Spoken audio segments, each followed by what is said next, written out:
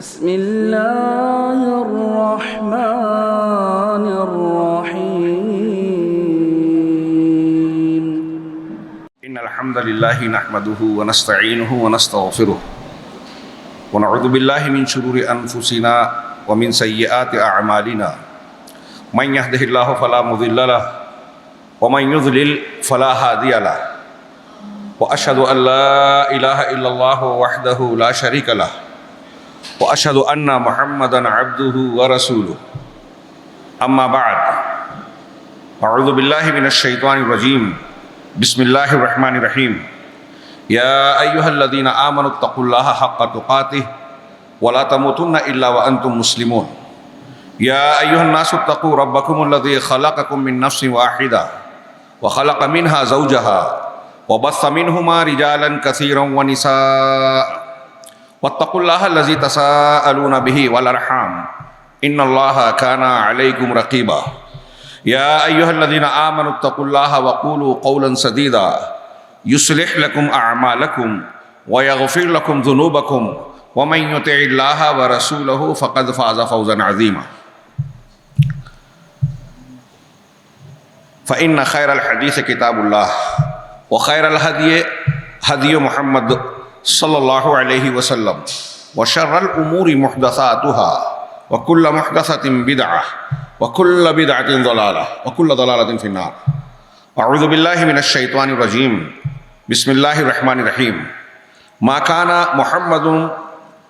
كان محمد ابا احد من رجالكم ولكن رسول اللہ وخاتم النبیین وكان اللہ بكل شيء عليما وقال تعالی وَرَفَعْنَا لَكَ ذِكْرَكَ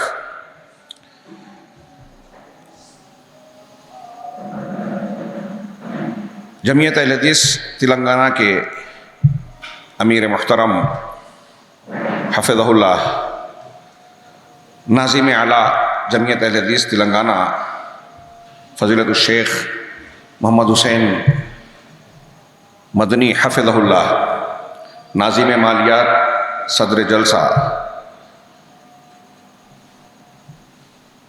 جناب شیخ عبدالقدیر صاحب حفظہ اللہ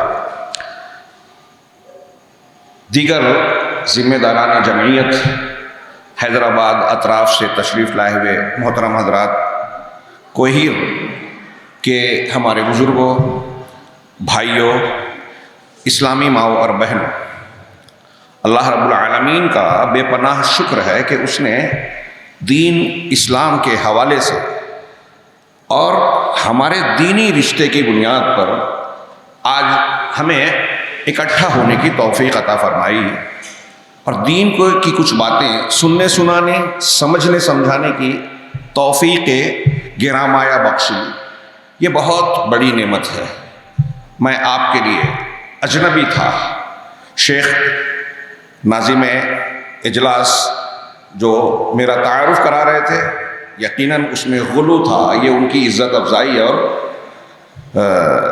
اکرام ضیف کا ایک پہلو میں سمجھتا ہوں لیکن پھر بھی یہ عزت و اکرام یہ آپ لوگوں کی آؤ بھگت اور اکٹھا ہو کر وقت دینا ظاہر سی بات ہے کہ اس کی بنیاد صرف اسلامی رشتہ ہے ورنہ میں آپ کے لیے آپ میرے لیے اجنبی تھے ہمیں شناسا بنایا اسلام نے ہمیں شناسا بنایا ہمارے مشترک منہج نے عقیدے نے اور یہ رشتہ قرآن و حدیث کی تعلیمات بتاتی ہیں کہ سب سے بڑھ کر دنیا میں کوئی رشتہ اتنا مخلصانہ اتنا مضبوط اور رب العالمین کے دین کی اور اس کی حکم کی بنیاد پر نہیں خونی رشتہ بھی نہیں اللہ رب العالمین سے دعا ہے کہ وہ ہمارے اس رشتے کو خالص بنائے ہمارے اس اجتماع میں خیر و برکت اور اخلاص نیت دے اور اسے دنیا اور آخرت کے لیے ہمارے لیے خیر کا باعث بنائے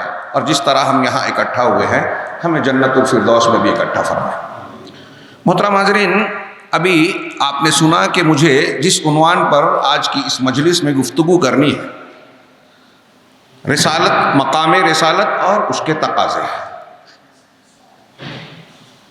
سمجھ میں نہیں آتا کہ اس موضوع کے کس پہلو سے بات کو شروع کروں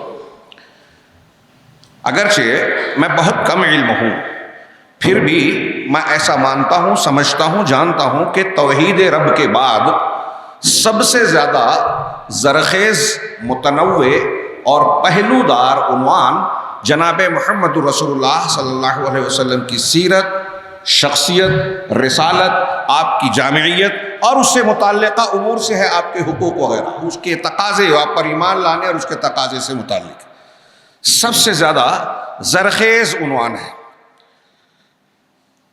رسالت، ابھی آپ نے شیخ حسین کے خطاب میں تمہیدی باتوں میں یہ سنا کہ انسان کو اللہ رب العالمین نے اس کائنات میں شرف سے نوازا ہے، ساری مخلوقات میں سب سے زیادہ عزت و افضلیت انسانوں کو حاصل ہے۔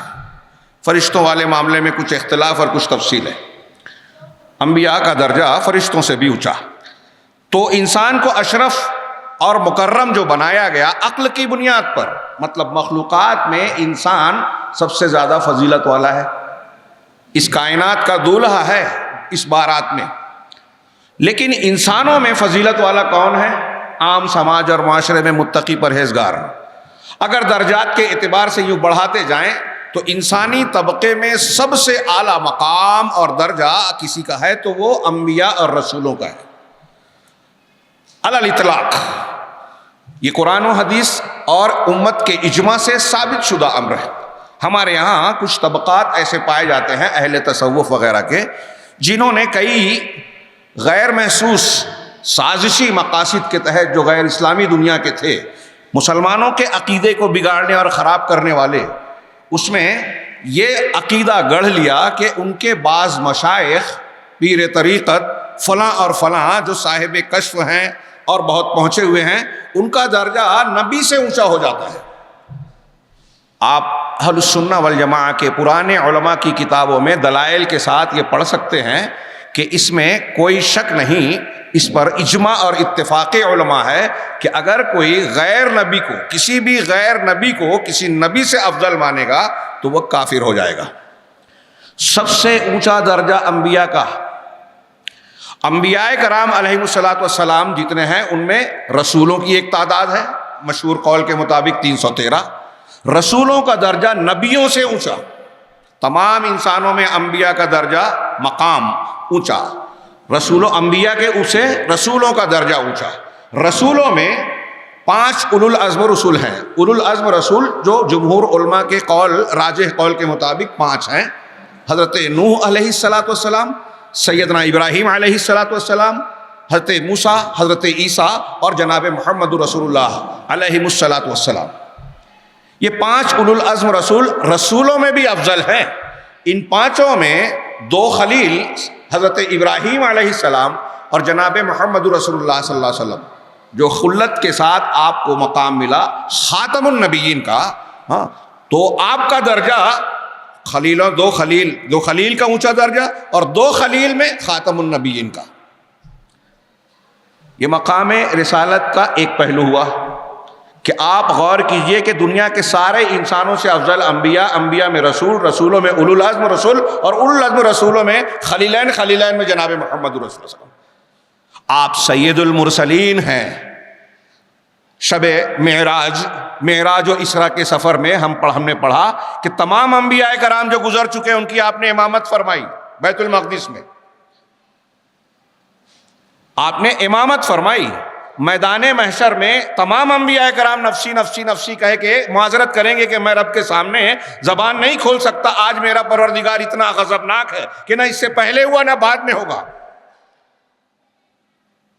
چنانچہ نبی کریم صلی اللہ علیہ وسلم کے پاس جب درخواست پہنچے گی تو آپ بھی پہلے شفاعت نہیں کریں گے، لیکن آپ مقام محمود میں آپ کو دیا جائے گا، سجدہ ریز ہوں گے، اللہ کی حمد و ثنا بیان کریں گے، اللہ کی طرف سے اجازت ملے گی، یا محمد ارفع راسک سل تعطا اشفع تشفع، محمد سر اٹھائیے، آپ کو دیا اور مانگیے دیا جائے گا، سفارش کیجئے سفارش قبول کی جائے گی۔ لیکن یہ سفارش حساب و کتاب کے لیے سب کے لیے ہوگی، معافی اور بخشش کے لیے صرف اہل توحید کے لیے ہوگی، جو توحید والا ہے، سب کے لیے نہیں ہوگی۔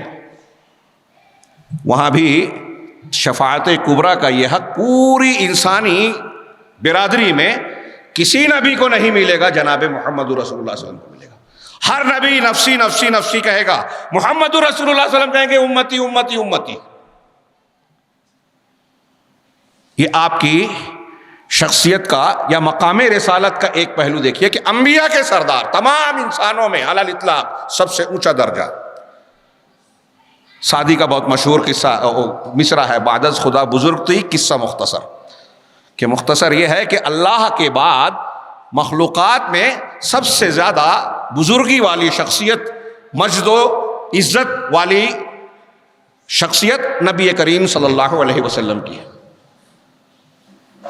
ابھی آپ نے جو خطاب سنا اس میں یہ بیان کیا شیخ محترم نے، آج کے ایک دکھتی رگ اور ضرورت کی چیز بیان کی جو آج کے سماج اور معاشرے کو ضرورت ہے۔ اور دنیا میں حکومتوں اور دانشوروں کے نزدیک حکومت و قوانین، آئین اور دستور بنانے کی یہ بنیاد بتائی جاتی ہے کہ کسی دستور کو اس لیے بنایا جاتا ہے کہ 5 چیزوں کی حفاظت کی جائے۔ ہاں، انسان کی جان، مال، عقل و شعور، جو شیخ نے بتایا کہ نشے کی چیزوں کی وجہ سے عقل و شعور چلی جاتی ہے، ہاں، اور جان کیا نام ہے، مذہب اور دین، انسان کی عزت و آبرو، جان مال عزت و آبرو، مذہب اور نسب حسب، ان 5 چیزوں کی حفاظت کے لیے دنیا کے قوانین بنائے گئے۔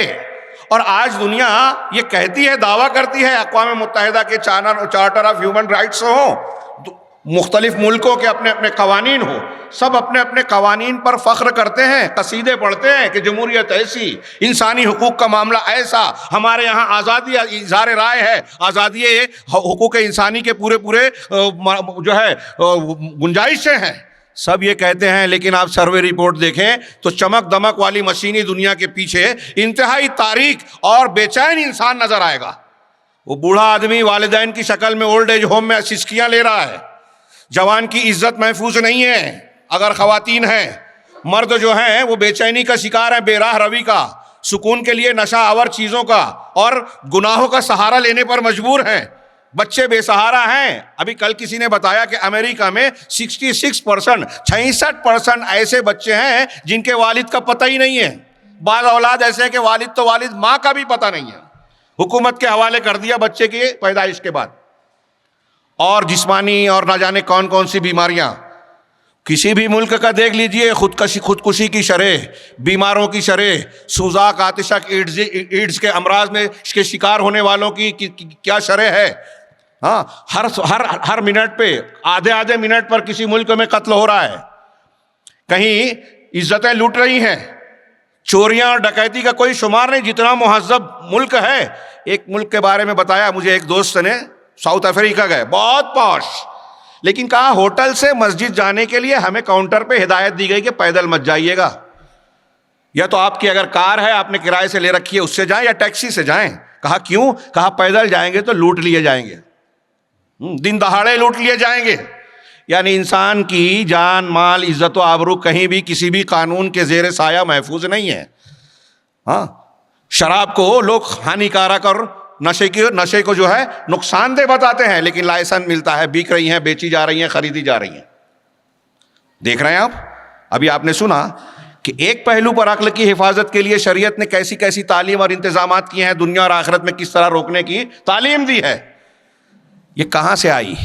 انسانوں کے بنائے ہوئے قوانین لوگوں کی ان 5 چیزوں کو محفوظ بنانے، لوگوں کو امن اور سکون دینے میں ناکام ہیں۔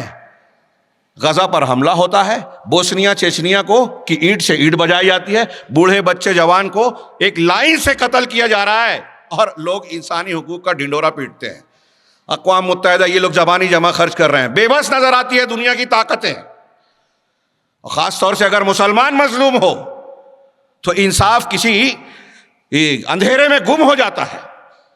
اور اس کے باوجود یہ دنیا اپنے آپ کو سفید پوش، مہذب، ترقی یافتہ اور انسانیت نواز بتاتی ہے۔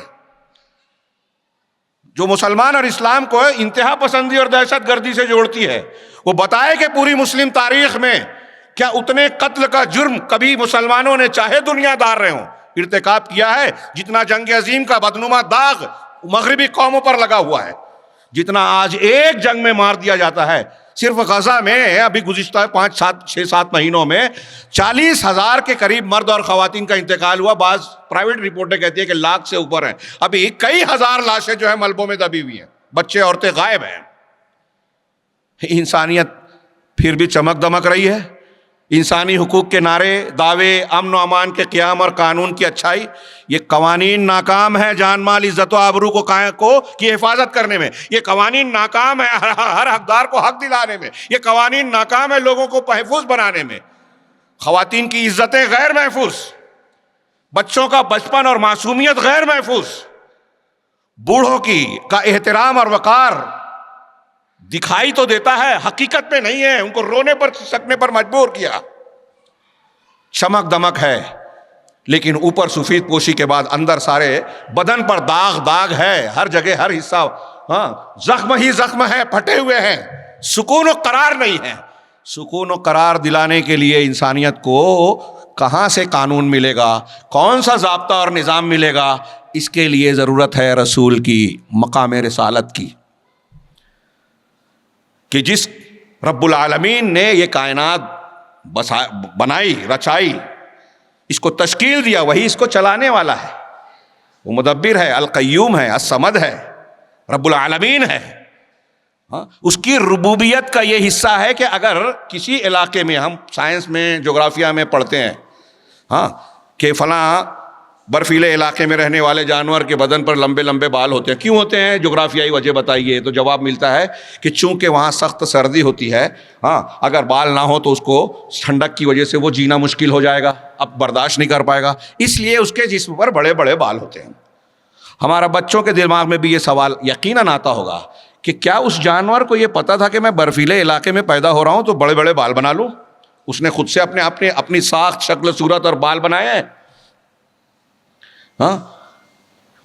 فلاں جانور کی جیب لمبی اور چپچپی ہوتی ہے تاکہ آسانی سے شکار کر سکے. شیر اور درندوں کے پنجے اور ان کے ناخن ایسے ہوتے ہیں تاکہ وہ اپنے جانور پر کو جو جکڑ سکیں. دانت ایسے ہوتے ہیں کہ نوچ کر کھا سکیں. پرندوں کے پیر اور ان کے پنجے ایسے ہوتے ہیں، پر میں اس طرح ہوتے ہیں. کئی قسمیں ہوتی ہیں. بارش ہوتی ہے تو وہ اپنے ان پروں کو اوپر کر لیتے ہیں جس سے وہ محفوظ رہ سکیں. اڑنے کے لیے فلاں بازو. یہ ساری چیزیں بنائی کس نے بنائی؟ کیسے بنائی؟ کیا انہوں نے خود سے اپنے آپ کو ڈیزائن کیا ہے؟ کس انجینئر نے ڈیزائن کیا ہے؟ رب العالمین نے ہر چیز کو. اب رب العالمین کی ان چیزوں کو ہم دیکھ رہے ہیں کہ پرندہ، چرندہ، نباتات، جماعتات جہاں جس شکل میں ہیں وہ اس جگہ پر بالکل موزوں ہیں. آپ کے اس علاقے میں وہی پیڑ پودے، زمین کی چیزیں مل رہی ہے جس کی آپ کو ضرورت ہے. برفیلے علاقے کے جانوروں، انسانوں کی ضرورت وہاں موجود ہے. ریگستان کے علاقے میں ریگستانی جانداروں کی ضرورت موجود ہے. جس رب العالمین نے انسانوں کی جسمانی ضروریات، موسموں تک کپڑا کون سا پہنیں گے، گھر کیسا بنائیں گے، برساتی علاقہ ہے، خشک سالی کا علاقہ ہے، وہاں کون سے کہاں کیسی تعمیرات ہوگی، ان ساری چیزوں کو سمجھ دی، فہم دیا، اور اس کا شعور کے ساتھ ساتھ وہ سامان دیے جو آپ کے اور ہمارے استعمال کے ہوں. بعض اطباء کا آج کل کہنا ہے کہ آپ جہاں رہتے ہیں، جس شہر میں پیدا ہوئے رہتے ہیں، اگر اس کے 100 کلومیٹر 150 کلومیٹر کے علاقے کی چیزیں ہی آپ ہر کام میں استعمال کریں، کھانے کے لیے، پہننے کے لیے، بنانے کے لیے، مکان، فرش وغیرہ وغیرہ، دوا کے لیے، تو آپ کبھی بیمار نہیں پڑیں گے. کیونکہ اللہ رب العالمین نے جہاں آپ کو رکھا ہے وہاں آپ کی ضرورت کی چیزوں کو مہیا کیا ہے. اب جس رب العالمین نے آتاکم من کل ما سألتموہ والا فرمان کہا کہ تم کو ہر وہ چیز دی جو تم نے مانگی، جس کی تم کو ضرورت تھی، تو کیا وہ یہ نہیں بتائے گا کہ وہ کون سا قانون اور نظام ہے جس پر چلو گے تو ہر حقدار کو اس کا حق ملے گا؟ باپ کو باپ کا حق ملے گا، ماں کو ماں کا حق ملے گا، بیوی اور شوہر ایک دوسرے کے صحیح حقوق کو انجام دے سکیں گی، وراثت اور ترکے کی تقسیم کیسے ہو، بالکل منصفانہ ہو، جس کا جیسا حق بنتا ہے ویسے ہی ملے، پڑوسی کے ساتھ کیسے پیش آیا جائے، بیٹے کی تربیت کیسے کی جائے، دیگر حقوق کیسے انجام دیے جائیں، جماعت سے مل کر اتحاد و اتفاق کیسے قائم کیا جائے، اختلاف ہو جائے تو اس کو دور کیسے کیا جائے.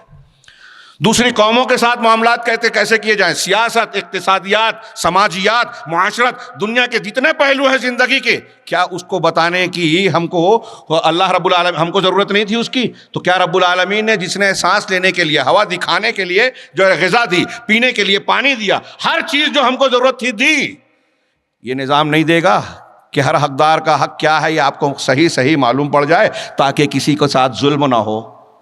آپ کی 5 چیزوں کی صحیح حفاظت ہو، جان، مال، عزت و آبرو کی۔ آپ کی اس دنیا کے بعد، مرنے کے بعد انسان کہاں جاتا ہے، کیا ہوتا ہے، دوبارہ معاملہ کیا ہوگا، کس مقصد کے تحت ہم دنیا میں پیدا کیے گئے؟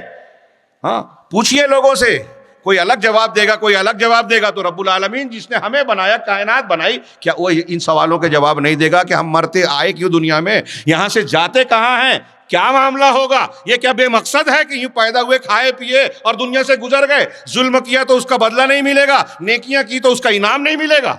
کیا اس نے یہ بتایا نہیں، اس کا انتظام نہیں کیا؟ انہی سارے سوالوں کا جواب دینے کے لیے، 5 چیزوں اور کو محفوظ بنانے کے لیے، دنیا میں امن اور انصاف کے قیام کے لیے، پروردگار رب العالمین کی حیثیت سے اس نے تعلیمات کا جامع نظام کا انتظام کیا، اور اس انتظام کی بنیادی کڑی ہے رسول کو بھیجا۔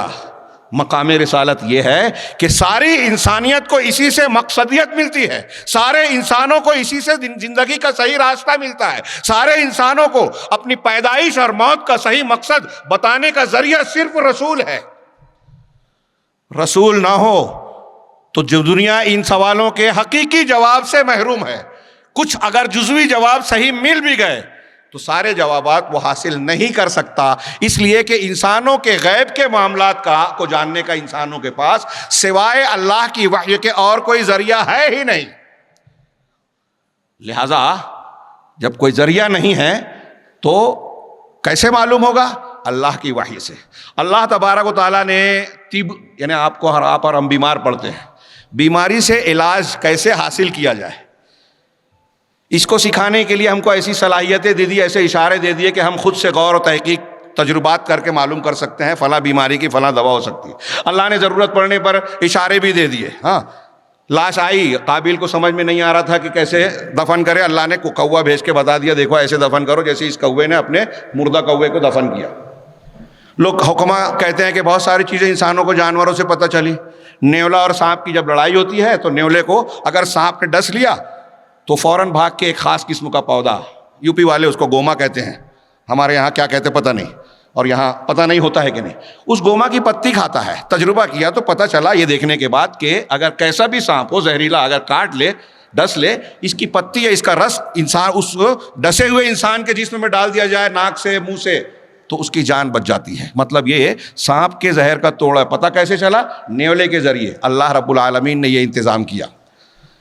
ہاں، تو ہم کو جسمانی دواؤں مخلوقات میں غور و فکر کرنے کا دیا، اس سے ہم نے میڈیکل سائنس سیکھا، فلکیات سیکھا، یہ سیکھا، وہ سیکھا۔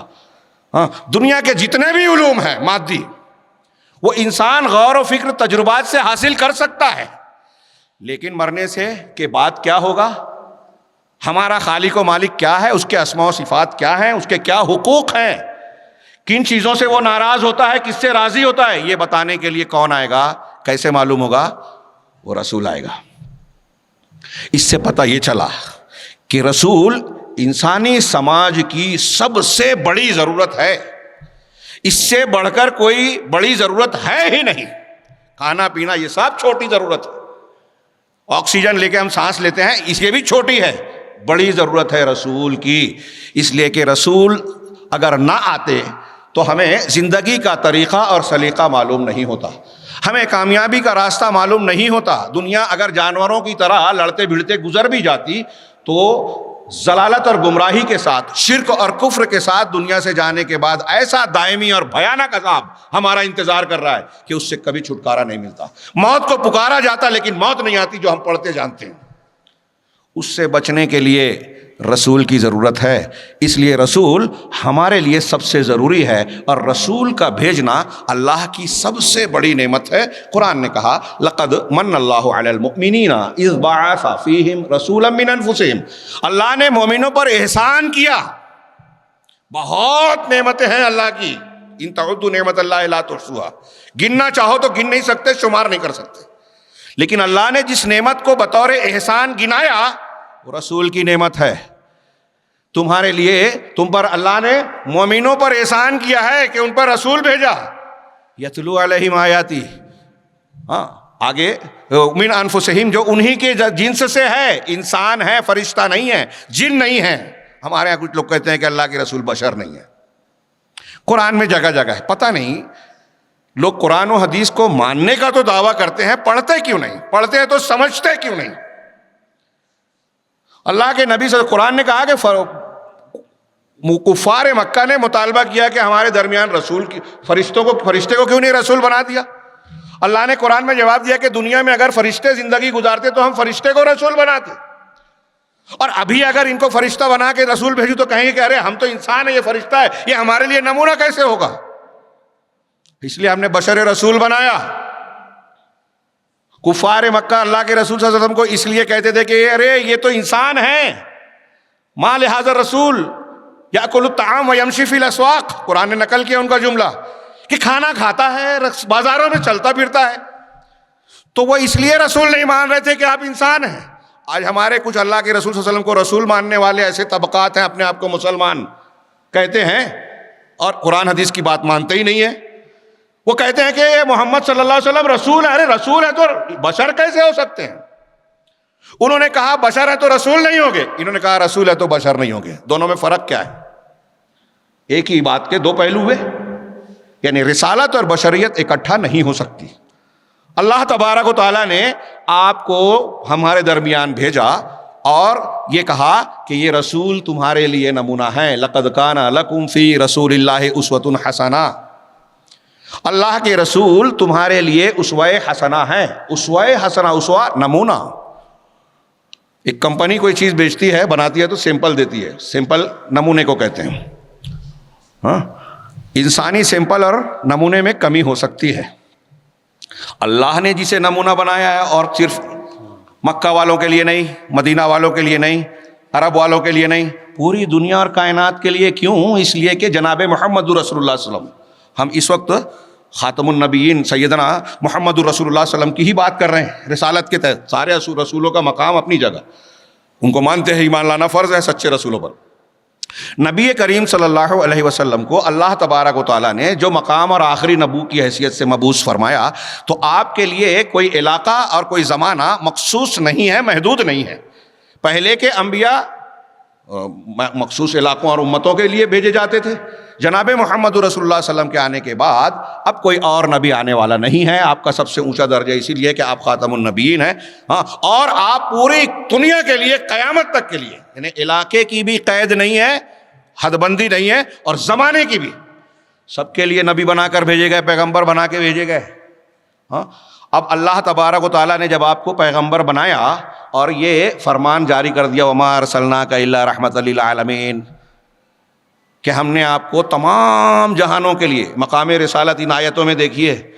ویسے تو کچھ لوگ جو کہتے ہیں کہ ہم صرف قرآن مانتے ہیں, قرآن مانتے ہیں, وہ غور کریں ان قرآن کی آیتوں پر.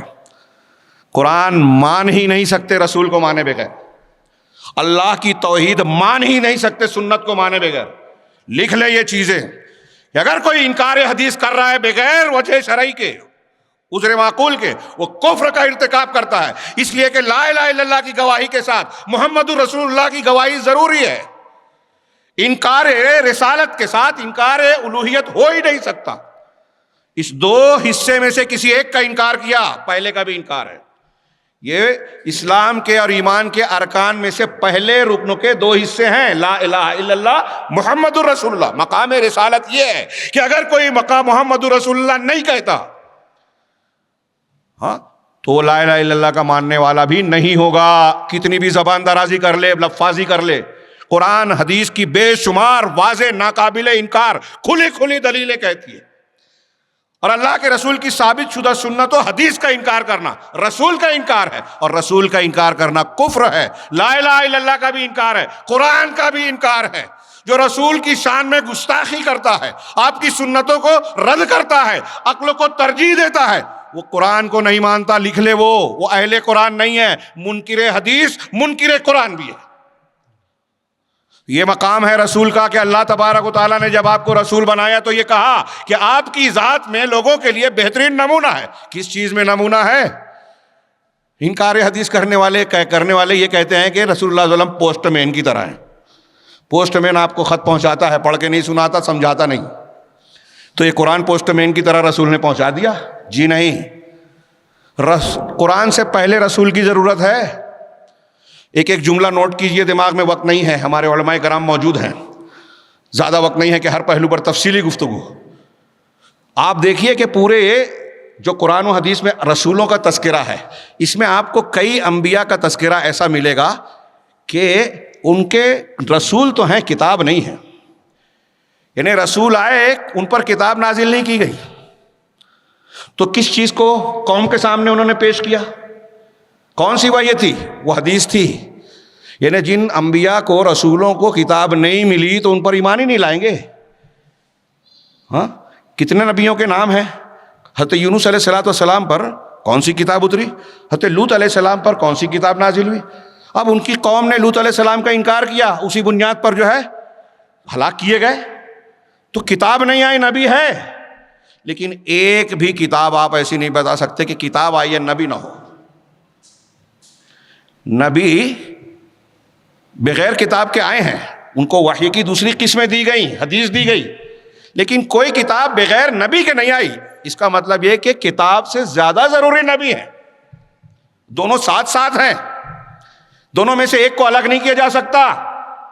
ہاں، اور اللہ کے رسول نے فرمایا کہ میں تمہارے درمیان دو چیزیں چھوڑ رہا ہوں، صرف قرآن نہیں، قرآن کے ساتھ سنت بھی. اور بعض روایتیں میں وَلَن يَتَفَرَّقَا حَتَّى يَرِدَ عَلَيَّ الْحَوْض، ان دونوں کو جب تک پکڑے رہو گے گمراہی سے بچو گے. اور وَلَن يَتَفَرَّقَا، یہ دونوں جدا نہیں ہو سکتے یہاں تک کہ حوض پر میرے پاس آ جائیں گے، حوض کوثر پر قیامت تک. قرآن اور حدیث کو آپ الگ نہیں کر سکتے کہ میں اس کو مانتا ہوں، اس کو نہیں مانتا ہوں. ایک کو نہیں مانا، دونوں کو نہیں مانا. اور ایک کو نہیں مانا تو آپ گمراہ پکے ہوگے. یہ جان مال عزت و آبرو کی حفاظت کا مکمل نظام صرف قرآن سے آپ نہیں سمجھ سکتے. آپ کہتے ہیں عقل کافی ہے، قرآن کافی ہے. ہاں، قرآن کافی ہے، آپ کو سمجھتا ہے. قرآن نے جو 5 وقت کہا، پورے منکرین حدیث کے 50 گروہ ہیں، 2 گروہ متفق نہیں ہیں، ایک رکعت نماز نہیں بنا سکے. پورے پاکستان نے چیلنج دیا تھا علماء اہل سنت، اہل الحدیث اور دیوبندی حضرات نے کہ آپ قرآن کہتے ہو، حدیث کی ضرورت نہیں ہے، ایک رکعت نماز صرف قرآن سے بتا دو. نماز جنازہ اور مرنے والے کے ساتھ کیا کیا جائے قرآن سے بتا دو. کوے کی طرح جو ہے قابیل کے نے جو دیکھا تھا ویسے ہی گاڑ دیں گے آپ. ہاں، اگر کوئی اس طرح کے راستے پہ ہے تو اس سے سوال کیجئے کہ اگر آپ کے یہاں کوئی میت ہو گئی تو ہم اس وقت تک آپ کی میت اور جنازہ اٹھائیں گے نہیں جب تک آپ قرآن سے یہ نہ بتاؤ گے کیا کرنا ہے. پڑی رہے گی لاش، زیادہ سے زیادہ کھڈے میں ڈالنا پڑے گا. تو اللہ کے رسول صلی اللہ علیہ وسلم کو کہہ رہے ہیں یہ قرآن ماننے کی بات کرتے ہیں، قرآن نہیں مانتے. قرآن جگہ جگہ حدیثوں کے ساتھ چلتا ہے. اور یہ بات دھیان رکھیے، یہ جو جذباتی بات کرتے ہیں نا، کہہ رہے قرآن کافی ہے، کیا قرآن کو سمجھنے کے لیے حدیث کی ضرورت ہے؟ ہاں ہے. یہ قرآن کی کمی کا بیان نہیں ہے یا عکاس نہیں ہے. قرآن مکمل ہے، قرآن کافی ہے، لیکن آپ کی عقل اور سمجھ، میری عقل اور سمجھ برابر ہے کیا؟ منکرین حدیث میں کتنے لوگ گزرے ہیں، پرویز چکڑالوی، محمد تین، ہاں، اسلم شیخ کیا نام ہے، جیراج پوری، اسلم جیراج پوری بات کے لوگ ہیں. یہ آبی غامدی ہے، راشد ساز ہیں آج کے دور میں جو پائے جاتے ہیں. کسی نے لغت کے ذریعے قرآن سمجھنے کی بات کی، کسی نے عربی جاہلی شاعری کی، کوئی جو ہے مغربی اور امریکی تہذیب کی روشنی میں قرآن کی تشریح کرنا چاہتا ہے، یورپ اور اقوام متحدہ کے قوانین کو فٹ کرنا چاہتا ہے، کوئی سائنسی تحقیق کے بنیاد پر تفسیر کرنا چاہتا ہے. سب گمراہی. ہاں، یہ منکرین حدیث ان سے متاثر ہو جاتے ہیں، مرعوب ہے، جاہل ہے، کم علم ہے. جتنے منکرین حدیث ہے لکھ لیجئے، یہ اسٹیج پر پوری ذمہ داری سے علماء کے درمیان کہہ رہا ہوں، وہ جاہل ہے، جاہل. حدیث کے فن سے ناواقف ہیں، اصولوں سے جاہل ہیں. اور یہ میں اس اسٹیج پہ بھی ثابت کر سکتا ہوں. دنیا میں سچائی اور جھوٹ کو پرکھنے کے کوئی ضابطے ہیں کہ نہیں ہیں؟ ایک کورٹ میں، عدالت میں کیس جاتا ہے، جج کے سامنے کیا صحیح ہے کیا غلط ہے دعویٰ پیش کیا جاتا ہے. کس بنیاد پر فیصلہ کرتا ہے وہ؟ آپ سماج اور معاشرے میں رہتے ہیں، کس بنیاد پر کسی کو اچھا سچا مانتے ہیں؟ کس بنیاد پر کسی کو جھوٹا اور برا مانتے ہیں؟ کس بنیاد پر کوئی خبر قبول کرتے ہیں؟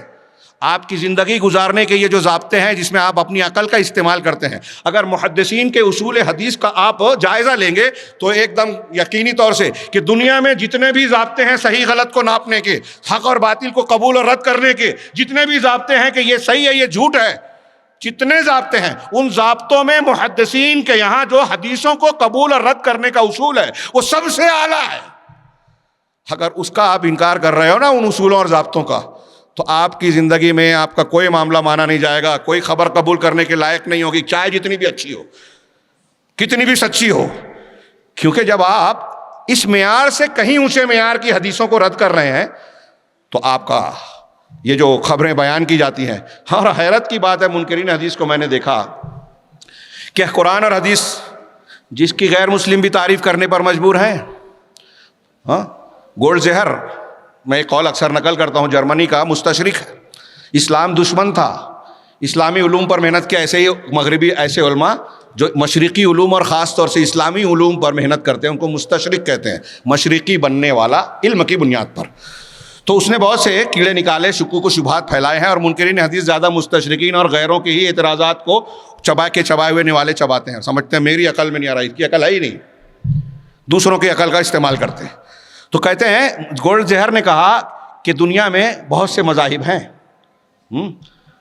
لیکن اسلام کے ماننے والے مسلمانوں نے اپنے پیغمبر جناب محمد رسول اللہ صلی اللہ علیہ وسلم کی سیرت، آپ کی زندگی اور آپ کی احادیث کو محفوظ کرنے کے لیے آپ کے اقوال، آپ کے افعال، آپ کی تقریرات، کہ کب آپ نے کیا کیا، کیسے کیا، کون سی نماز کب پڑھی، کتنے روزے رکھے، روزے کے کیا آداب ہیں، حج کے کیا احکام ہیں، دیگر زندگی کے مسائل کیسے، نکاح طلاق، ایک ایک چیز زندگی کے بارے میں جو حدیثیں منقول ہیں اسے محفوظ اور قابل اعتماد بنانے کے لیے گولڈ زہر کہہ رہا ہے، اس کی بات کو میں اپنے الفاظ میں نقل کر رہا ہوں۔ اس نے کہا کہ مسلمانوں نے اپنے رسول کی سنت اور سیرت کو محفوظ بنانے کے لیے، وہ آپ کی حدیثوں کو قبول اور رد کرنے کے لیے جو معیار اور اصول ضابطے بنائے ہیں وہ دنیا کی کسی قوم کے پاس نہیں ہے، دنیا کی کسی قوم کے پاس نہیں ہے۔ اور اس نے کہا کہ یہ کیا معمولی بات ہے کہ 5 لاکھ مسلمانوں نے 5 لاکھ راویان حدیث کے حالات زندگی کو محفوظ بنایا ہے، 5 لاکھ۔ لیکن اب اس کی تفصیل میں بتاؤں تو ہمارے ہندوستان پاکستان میں علم حدیث کو جاننے والے بہت کم ہیں، ڈیٹیل بتانا پڑے گی، علماء سے بیٹھ کر پوچھئے کہ فن حدیث، اصول حدیث، ایک حدیث کو اگر محدثین کہتے ہیں نا کہ یہ حدیث صحیح ہے تو کیوں کہتے ہیں، کیا اصول ہے؟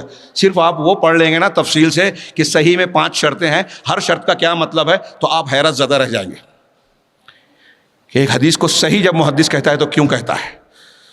ان 5 لاکھ راویان حدیث کا کہ حالات جمع ہیں۔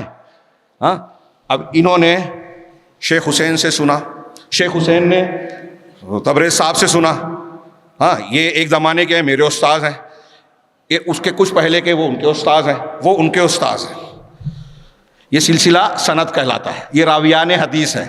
اب میں کب پیدا ہوا کب مرا، میں اگر مر چکا ہوں، جیسے مثال کے طور پہ میری پیدائش 1965 کی ہے، میں نے کہوں کہ میں نے مولانا ابوالکلام آزاد کی تقریر سنی تو بہت زبردست تقریر کرتے تھے، تو شیخ حسین پکڑ لیں گے کہ آپ کی پیدائش 65 کی ہے اور مولانا آزاد 58 میں مر چکے تھے، آپ ان کی تقریر کیسے سن سکتے ہیں؟ سمجھ رہے بات؟ یزید بن رومان کہتا ہے کہ حضرت عمر نے 20 رکعت نماز کی تراویح کا حکم دیا، وہ پیدا اس وقت ہوا جب حضرت عمر کی شہادت ہو چکی تھی، یہیں پہلے حدیث کمزور ہو گئی۔ یہ میں صرف ایک پہلو بتا رہا ہوں، یہ سمجھ لیجیے کہ ہم یہاں جتنے لوگ بیٹھے ہوئے ہیں ایک استاذ کے شاگرد ہیں، ایک استاذ کے شاگرد ہیں، اب سب نے اس استاذ سے ایک حدیث نقل کر لی، سن لی، شیخ حسین بھی کہہ رہے ہیں، شیخ نعمت صاحب بھی کہہ رہے ہیں، شیخ فلاں صاحب بھی، کہ انہوں نے ایسے بیان، میں ایک اکیلا آدمی ایسا ہوں جو اس حدیث کو تھوڑا فرق سے بیان کرنے لگا۔ یہ سارے 5-6 لوگ جو بیان کر رہے ہیں اس میں میں نے تھوڑی گڑبڑ کر دی، ایک آدھ جملہ کم کر دیا، بدل دیا، ہٹا دیا، کچھ ایسا ہو گیا، معنی بدل رہا ہے، تو اب میری بات قابل قبول ہوگی یا ان سب کی؟ تو ایک تو کلیئر ہے کہ اگر ہم سب سچے اور ثقہ مانے جاتے ہیں تو جو زیادہ تعداد میں ثقہ ہے وہ سب کے سب غلطی نہیں کر سکتے، میں اکیلا ہوں مجھ سے غلطی ہو سکتی ہے، یہ 5-6 لوگ جو ثقہ ہیں جان بوجھ کر جھوٹ بول بھی نہیں سکتے، جھوٹے ہیں بھی نہیں، ان سب سے اکٹھا کیسے غلطی ہو سکتی ہے؟ تو اس سے یہ محدثین پتہ لگا لیتے ہیں کہ ایک سے اکیلے سے غلطی ہوئی ہوگی، یہ ان لوگوں سے جو زیادہ سیکھا ہے یہ سب سے نہیں. میں نے کوئی حدیث بیان کی وہ صحیح ہے کہ نہیں ہے، اس کا جاننے کا طریقہ یہ بھی ہے کہ میں نے جس استاد سے حدیث بیان کیا اس استاد کے دوسرے شاگردوں کو دیکھا جائے، وہ سب ایسے ہی بیان کر رہے ہیں، یہ حدیث بیان کر رہے ہیں کہ نہیں کر رہے ہیں، یا پھر اس نے جو اپنے گھر میں بنا لی ہے. یہ میں ایک دو مثال دے رہا ہوں بہت ہی ہلکی اور سادی سی. اس میں بعض چیزیں ایسی ہیں جس کو سمجھانے کے لیے کافی وقت لگے گا، طلبہ کو مشکل محسوس ہوتی ہے بعض جگہوں پر. محدثین نے ایسے اصول و ضوابط ترتیب دیے، منکرین حدیث سمجھتے ہیں کہ ان کو بہت عقل ہے، محدثین کو عقل نہیں تھی، صحیح غلط کو جانچنے کا اعلیٰ ان کے پاس معیار نہیں تھا. ہاں، اب کوئی اگر معجزے پر مشتمل، غیب کی باتوں پر مشتمل، عذاب قبر ہے، آسمان اور جنت اور جہنم کی باتیں ہیں، اللہ کے اسماء و صفات کی باتیں ہیں، ان کی عقل میں نہیں آتی، کہتے ہیں چھوڑ دو. آپ ان سے کہیں کہ قرآن کی کئی باتیں عقل میں نہیں آتی. سبحان الذی اسری بعبدہ لیلا من المسجد الحرام الی المسجد، مسجد حرام سے مسجد اقصی ایک رات میں گئے، واپس بھی آ گئے، قرآن کہہ رہا ہے. عقل میں آتی ہے کیا؟ اس وقت کون سا پلین، ہوائی جہاز، راکٹ بنا تھا 1400 سال پہلے؟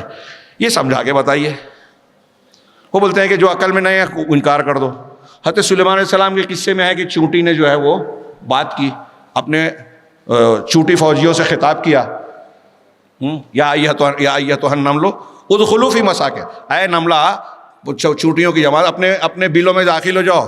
لا یحطمنکم سلیمان وجنودہ وہم لا یشعرون، سلیمان اور ان کا لشکر تم کو روند نہ ڈالے، ان کو پتہ بھی نہ چلے کہ چونٹیاں مر گئی، روند گئیں. تو حضرت سلیمان علیہ السلام نے سنا، فتبسم ضاحکا. ہاں کیا ہے آگے؟ شیخ مومن قولہ ہے، اس کی بات سن کر سلیمان علیہ السلام ہنستے ہوئے مسکرائے. آپ اپنے ایک چونٹی لیجئے، منکر حدیث سے پوچھئے کہ آپ چونٹی کی آواز ہم کو سنا کے بتائیے. ہاں، اور نہیں سنا پائے تو پھر بولیے کہ قرآن کی آیت غلط ہے یا اس کی تعویل کریں گے. نہیں کریں گے. یہ اللہ رب العالمین کی شان ہے، وہ چاہے تو جس آواز کو چاہے سنا دے وے. اور جب اللہ کی قدرت اور اللہ رب العالمین کا سارا معاملہ ہے تو کون سا معجزہ، کون سی بات جو ہے آپ کو غیر عقلی لگتی ہے؟ آج سائنس کی دنیا میں سائنٹسٹ حضرات یہ ماننے پر مجبور ہے کہ بہت ساری چیزیں ہم ایکسپلین، روز سوتے ہیں، روز نیند کی ایک دم بہترین 100% حقیقت کوئی سائنٹسٹ آج تک بتا نہیں سکا. تو منکرین حدیث بول دے کہ عقل میں جب نہیں آتی، عقل سے ہم ایکسپلیشن نہیں کر سکتے کہ نیند کی حقیقت کیا ہے، تو ہم نیند کو مانتے ہی نہیں، کوئی سوتا ہی نہیں، رد کر دو. روز دیکھتے ہیں، روز سوتے ہیں، ہر کوئی سوتا ہے، لیکن نیند کا ایکسپلیشن سب کے پاس ٹھیک نہیں ہے. بات تھوڑی سی پھیل گئی. میں سوال یہ کر رہا تھا کہ اللہ تعالیٰ نے کہا لَقَدْ كَانَ لَكُمْ فِي رَسُولِ اللَّهِ أُسْوَةٌ حَسَنَةٌ، تمہارے لیے رسول کی ذات میں بہترین نمونہ ہے. کیسے نمونہ ہے؟ کس چیز میں نمونہ ہے؟ صرف قرآن پہنچا دے ہو گیا نمونہ؟ کوئی جو قرآن حدیثوں کو نہیں ماننا چاہتا اس سے پوچھئے اس کا سیدھا مطلب کیا ہے، کیسے نمونہ ہے ہمارے لیے رسول اللہ صلی اللہ علیہ وسلم؟ تو آپ کو جواب ملے گا عقیدے میں آپ نمونہ ہیں. عقیدہ وہی اختیار کرنا ہے جو رسول نے اختیار کیا. عبادت میں آپ نمونہ ہے، عبادت وہی کرنی ہے جو آپ نے کیا، اتنی ہی کرنی ہے جتنی آپ نے کیا، جیسے آپ نے بتایا ویسے ہی کرنی ہے. جس وقت کو متعین کر دیا اسی وقت کرنی ہے، ورنہ بدعت ہوگی اور وہ گمراہی ہوگی اس کی مخالفت کی. تو عبادت میں بھی آپ ہی کو نمونہ مانا جائے. فلاں امام، فلاں بزرگ آپ کو چھوڑ کر نہیں منایا جا سکتا. اللہ کے رسول کے یہ حقوق میں سے ہے کہ آپ کے احکامات کی تعمیل کی جائے. انقیاد، محمد رسول اللہ کو ماننے کی شہادت کی 2 رکن مانتے ہیں کہ آپ کی خبروں کو سچا مانا جائے، جو ثابت ہے مانا جائے صحیح حدیث سے، خبروں کو سچا مانا جائے، اور آپ کے احکامات پر عمل کیا جائے. جو کہا ہے کرو تو حکم پر عمل کرو، جن سے منع کیا ہے رک جاؤ. آپ کا مذاق نہ اڑایا جائے، آپ کی تنقیص نہ کی جائے، آپ کی سنت کو رد نہ کیا جائے، آپ کی بات کے آگے کسی بھی کائنات کی کسی بھی شخصیت کی بات کو نہ کیا جائے. اگر آپ کی بات کے آگے کسی پیغمبر کی، کسی بیوقوف منکر حدیث کو کہہ رہا ہوں، فلاں دانشور، فلاں، ان کی بات کو آپ نے اللہ کے رسول کے آگے کر دیا، آپ نے قرآن نہیں مانا، محمد رسول اللہ نہیں کہا، مانا نہیں، سمجھا نہیں، قبول نہیں کیا. یا ایھا الذین آمنوا لا تقدموا بین یدی اللہ ورسولہ، قرآن کہہ رہا ہے کہ اللہ اور اس کے رسول سے آگے مت بڑھو. تو اب عبادت میں، اخلاق میں، حلال حرام میں، لین دین میں، سارے معاملات میں عورتوں کا کیا حقوق ہے، ایک شوہر کو بیوی کے ساتھ کیا کرنا چاہیے، رسول اللہ صلی اللہ علیہ وسلم کے اعمال سے، آپ کی تعلیمات سے معلوم ہوتا ہے۔ نکاح کیسے کرنا چاہیے، طلاق کے کیا احکام آداب ہیں، رسول اللہ صلی اللہ علیہ وسلم نے جو بتایا ہے اسی کو فالو کرنا ہے۔ گھر میں کیسے رہنا ہے، بچے کی تربیت کیسے کرنی ہے، ہاں، خواتین کے لیے بھی رسول اللہ صلی اللہ علیہ وسلم نمونہ ہے۔ اور جب رسول اللہ صلی اللہ علیہ وسلم نمونہ ہے میرے بھائیوں بہنوں، تو فرض ہے ہر مسلمان کو ہم جو کام کرتے ہیں اس کام میں یہ معلوم کریں کہ اللہ کے رسول صلی اللہ علیہ وسلم یہ کام کیسے کرتے تھے۔ ایک صحابی نے آ کے ام المومنین حضرت عائشہ سے پوچھا کہ آپ کے اخلاق کیسے تھے، آپ کے اخلاق کیسے تھے؟ تو ام المومنین نے کہا، یہ گہری نظر والی خواتین ہماری مائیں بہنیں، ان کے لیے نمونہ ہے، غور کریں، ہاں کیسی نگاہ رکھتی تھی فقیہ امت حضرت عائشہ ام المومنین۔ کئی جگہ صحابہ کرام اگر کسی مسئلے میں اٹکتے تھے، سمجھ میں نہیں آتا تھا، دقت ہوتی تھی، تو ام المومنین حضرت عائشہ صدیقہ رضی اللہ تعالی عنہا کی طرف رجوع کرتے تھے، اور وہ بہت مشکل مسائل کو آسانی سے حل کر دیتی تھی، جواب دے دیتی تھی۔ ہاں تو آپ سے پوچھا کسی نے کہ رسول اللہ صلی اللہ علیہ وسلم کے اخلاق کیا تھے، تو کتنا سمپل سادہ مشہور جواب ہے، کانا خلقہ القرآن۔ اللہ کے رسول صلی اللہ علیہ وسلم کا اخلاق، اللہ کے رسول صلی اللہ علیہ وسلم کے نشست و برخاست رویے اور سارے معاملات جو تھے، ہاں سارے معاملات، کردار، قرآن کا عکاس جو قرآن میں ہے الفاظ و معانی کے اعتبار سے، وہ رسول اللہ صلی اللہ علیہ وسلم کی زندگی میں ہے عمل کے اعتبار سے جیتی جاتی تصویر کی شکل میں۔ کتنی کلیئر بات ہے، کیسی گہری نظر ہے۔ قرآن اور سنت میں فرق نہیں ہے، جو اللہ کا کلام ہے وہ رسول کا عمل ہے، زندگی ہے۔ اس سے پتہ یہ چلا کہ جو اہل قرآن اپنے آپ کو کہتے ہیں وہ یہ جان لیں کہ اگر آپ قرآن پر عمل کرنا چاہتے ہیں تو آپ رسول پر عمل کریں، رسول کی سنت پر، کیونکہ اللہ کے رسول صلی اللہ علیہ وسلم کی زندگی قرآن کا پرتو تھی، عکس تھی، اور اللہ تبارک و تعالیٰ نے اسی لیے تو رسول کے ساتھ کتابیں اتاری۔ بغیر کتاب، بغیر نبی کے کوئی کتاب نہیں آئی، لیکن رسول کے ساتھ کیوں آئی؟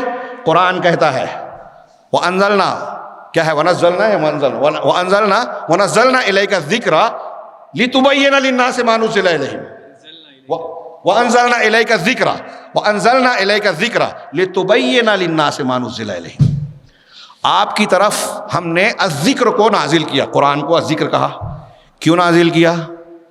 لِتُبَيِّنَ لِلنَّاسِ، تاکہ آپ بیان کریں۔ بہت غور سے سنیے، ہاں کچھ لوگ دھوکہ دیتے ہیں۔ قرآن کہہ رہا ہے کہ اللہ کے رسول صلی اللہ علیہ وسلم پر قرآن کیوں اتارا؟ تاکہ آپ بیان کریں، تفسیر کریں، تشریح کریں، لِتُبَيِّنَ لِلنَّاسِ، لوگوں کے لیے تفسیر کریں، مَا نُزِّلَ إِلَيْهِمْ، وہ چیز جس کو نازل کیا گیا۔ یہ قرآن کی آیت کیا کہہ رہی ہے کہ نبی کریم صلی اللہ علیہ وسلم کو اللہ نے مفسر بنایا، مفسر قرآن، شارح قرآن۔ قرآن میں اللہ تعالیٰ نے کس کلام اور کس آیت سے کیا کہنا چاہا ہے، اللہ کی مراد کیا ہے، مقصود کیا ہے، یہ رسول بتائیں گے۔ یہ قرآن کہہ رہا ہے، یہ ایک ہی جگہ نہیں کہا، ایسا اور کئی جگہ ہے۔ مثال کے طور پہ کہ سورہ قیامہ میں کہا وہ کیا ہے، فَإِذَا قَرَأْنَا کیا ہے، لَا تُحَرِّكْ بِهِ لِسَانَكَ لِتَعْجَلَ بِهِ، آپ اجلت کرتے ہوئے اپنی زبان کو حرکت مت دیجیے۔ حضرت جبریل جب پڑھاتے تھے تو آپ بھول نہ جائیں، اس کے لیے جلدی جلدی پڑھتے۔ اللہ نے کہا کہ اجلت نہ کیجیے، لا تحرک بہ لسانک لتعجل بہ، ان علینا جمعہ وقرآنہ، ہمارے ذمے ہے اس قرآن کو جمع کرنا اور اسے پڑھانا، ثم ان علینا بیانہ، پھر ہمارے ہی ذمے اس کا بیان ہے۔ غور سے سنیے، اللہ کہہ رہا ہے کہ قرآن ہم پڑھائیں گے، قرآن میں کہہ رہا ہے، کوئی ایرا غیرہ مولوی نہیں بول رہا ہے، ہم نہیں کہہ رہے ہیں، رب العالمین کہہ رہا ہے، قرآن کو اتارنے والا۔ اگر آپ قرآن کو مانتے ہو تو یہ مانو کہ اللہ کیا کہہ رہا ہے کہ ہم نے قرآن کو اتارا تو جلدی مت کیجیے، ہم ہی پڑھائیں گے آپ کو۔ تو پڑھائیں گے کیا؟ الفاظ، قرآن کے الفاظ بتا دیا۔ آگے کیا ہے کہ قرآن کے الفاظ اور آیتوں کا مطلب اور معنی کیا ہے ہم ہی بتائیں گے۔ ثم ان علینا بیانہ، غور سے، پھر ہمارے ہی ذمے اس قرآن کو بیان کرنا ہے، یعنی قرآن اتارا، الفاظ بھی اتارا اور بیان قرآن بھی۔ مجھے جواب دیجئے کہ قرآن تو الفاظ کی شکل میں ہمارے پاس موجود ہے، بیان قرآن جو اللہ نے دیا تھا وہ کہاں ہے؟ کہاں ہے وہ؟ آپ سے پوچھ رہا ہوں جی، حدیثوں میں ہے۔ اللہ کے رسول صلی اللہ علیہ وسلم کو قرآن میں جگہ جگہ یعلمہم الکتاب والحکمہ، اللہ کے رسول کا کام کیا بتایا قرآن نے کہ وہ الکتاب اور الحکمہ کی تعلیم دیتے ہیں۔ الکتاب تو قرآن ہے، الحکمہ کہاں ہے؟ کیا ہے؟ حدیث۔ الحکمہ حدیث ہے، یعنی حدیث کی بھی تعلیم دیتے تھے۔ تو اس زمانے کے لوگوں کو الحکمہ کی ضرورت تھی، اس زمانے کے لوگوں کو بیان قرآن کی ضرورت تھی۔ آج کے لوگ اتنے علامہ ہو گئے جو جاہل ہیں، حقیقت میں عربی بھی نہیں جانتے، اس ماحول کے محاوروں کو نہیں جانتے۔ ان کو صحابہ کرام سے زیادہ اچھی عربی آنے لگی کہ اب ان کو قرآن کی، رسول اللہ صلی اللہ علیہ وسلم کی تشریح کی ضرورت نہیں ہے۔ صحابہ کرام سے زیادہ اچھی عربی بعد والا کوئی جان سکتا ہے؟ جی، وہ زمانہ وہ تھا جب قرآن نازل ہوا کہ عربی زبان میں لوگوں کو گونگا کہتے تھے، وہ لوگ عربی زبان میں وہ اعلیٰ معیار اور مقام پر تھے، دوسروں کو اجمی کہتے تھے۔ اس کا اندازہ لگائیے کہ کئی سردار، یہاں تک کہ کوئی دیہاتی ہے نا، قرآن کا ایک جملہ سنتے تھے تو کہتے تھے ما ھذا قول البشر، ارے یہ انسان کا کلام ہو ہی نہیں سکتا۔ یہ ان کی عربی دانی کی انتہا تھی۔ آج ہم نہیں بول پاتے کیونکہ ہماری اتنی عربی نہیں آتی، اچھے لوگ اتنی اس کی گہرائیوں میں نہیں جا پاتے۔ وہاں زبان دانی کے اعلیٰ معیار پر تھے۔ جس زمانے میں قرآن نازل ہوا اس زمانے میں عربی زبان کے کون الفاظ کس معنی میں استعمال ہوتے ہیں اور کیا محاورے استعمال ہوتے ہیں، قرآن کی کون سی آیت کس پس منظر میں نازل ہوئی، صحابہ کرام سے بہتر بعد والے جان سکتے ہیں کیا؟ سوچئے تھوڑی دیر کے لیے، صحابہ کرام سے بہتر جان سکتے ہیں؟ ہاں، سب کچھ بعد والوں سے زیادہ بہتر صحابہ کرام کے پاس تھا۔ اس کے باوجود ہم دیکھتے ہیں کہ کئی واقعات ایسے پیش آئے کہ قرآن کی آیت کو پڑھنے کے بعد صحابہ کرام کو اس کا ٹھیک ٹھیک معنی مفہوم سمجھنے میں غلطی ہو گئی۔ ہاں، ٹھیک ٹھیک معنی سمجھنے میں غلطی ہو گئی۔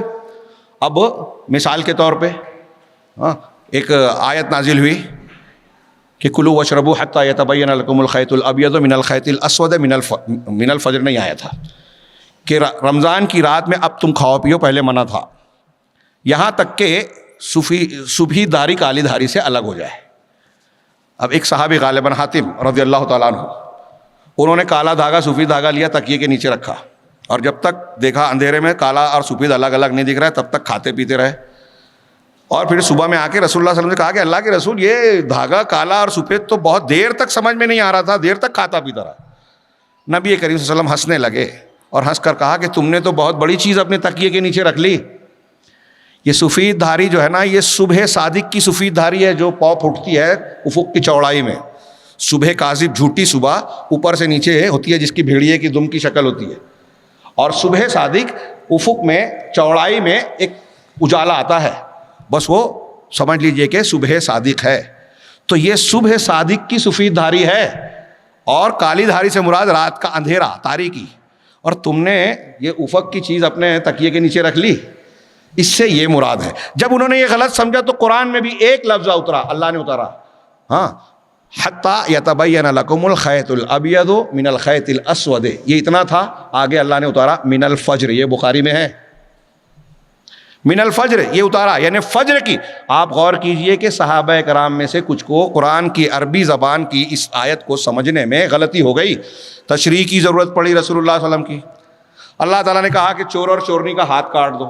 اب ہاتھ عربی زبان میں آپ دیکھیں گے تو یہاں پہنچے کو بھی ہاتھ کہتے ہیں، زیرہ تک کے بھی ہاتھ کہتے ہیں، کوہنیوں تک کو، اور بازو کے پورے حصے کو ہاتھ کہتے ہیں۔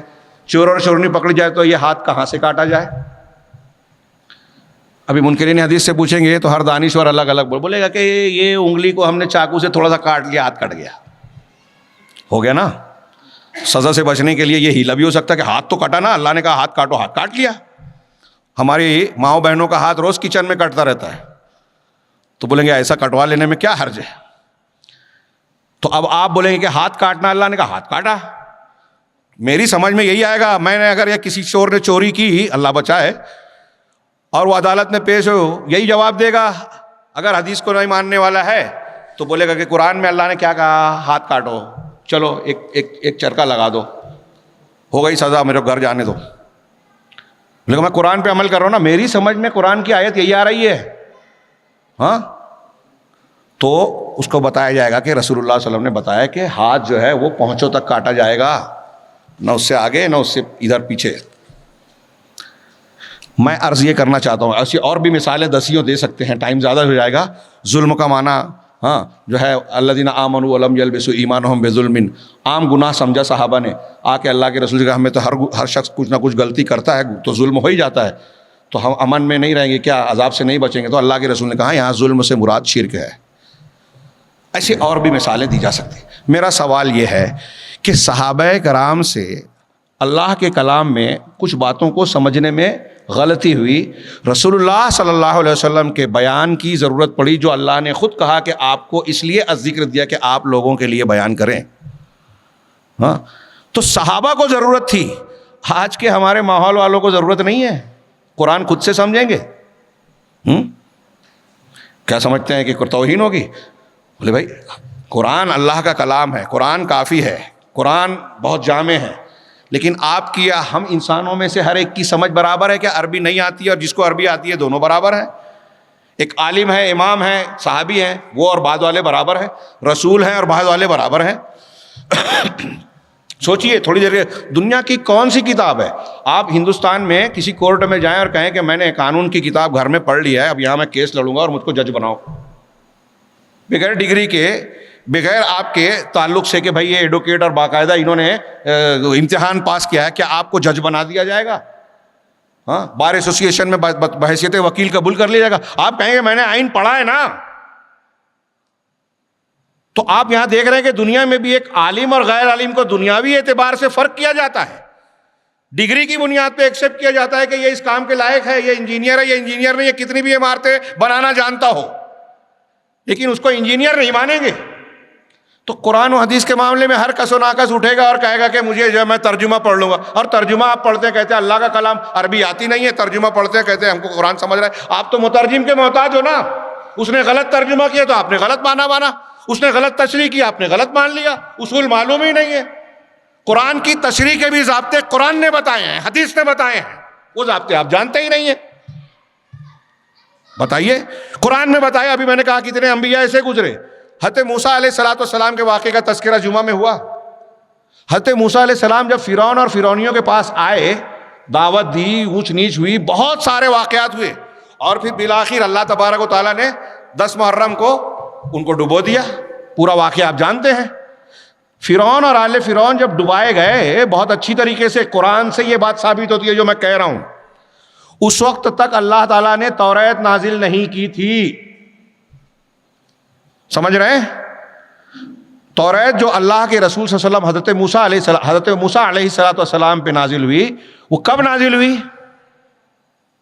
ہاں جی، قرآن کے بیان سے بالکل صاف ظاہر ہے، کلیئر ہے کہ حضرت موسیٰ علیہ السلام پر تورات یا توریت فرعون اور آل فرعون کے ڈوب جانے کے بعد جو اپنی قوم کو لے کر گئے، پھر طور پر گئے، اس کے بعد توریت دی گئی تختیوں پر لکھ کر۔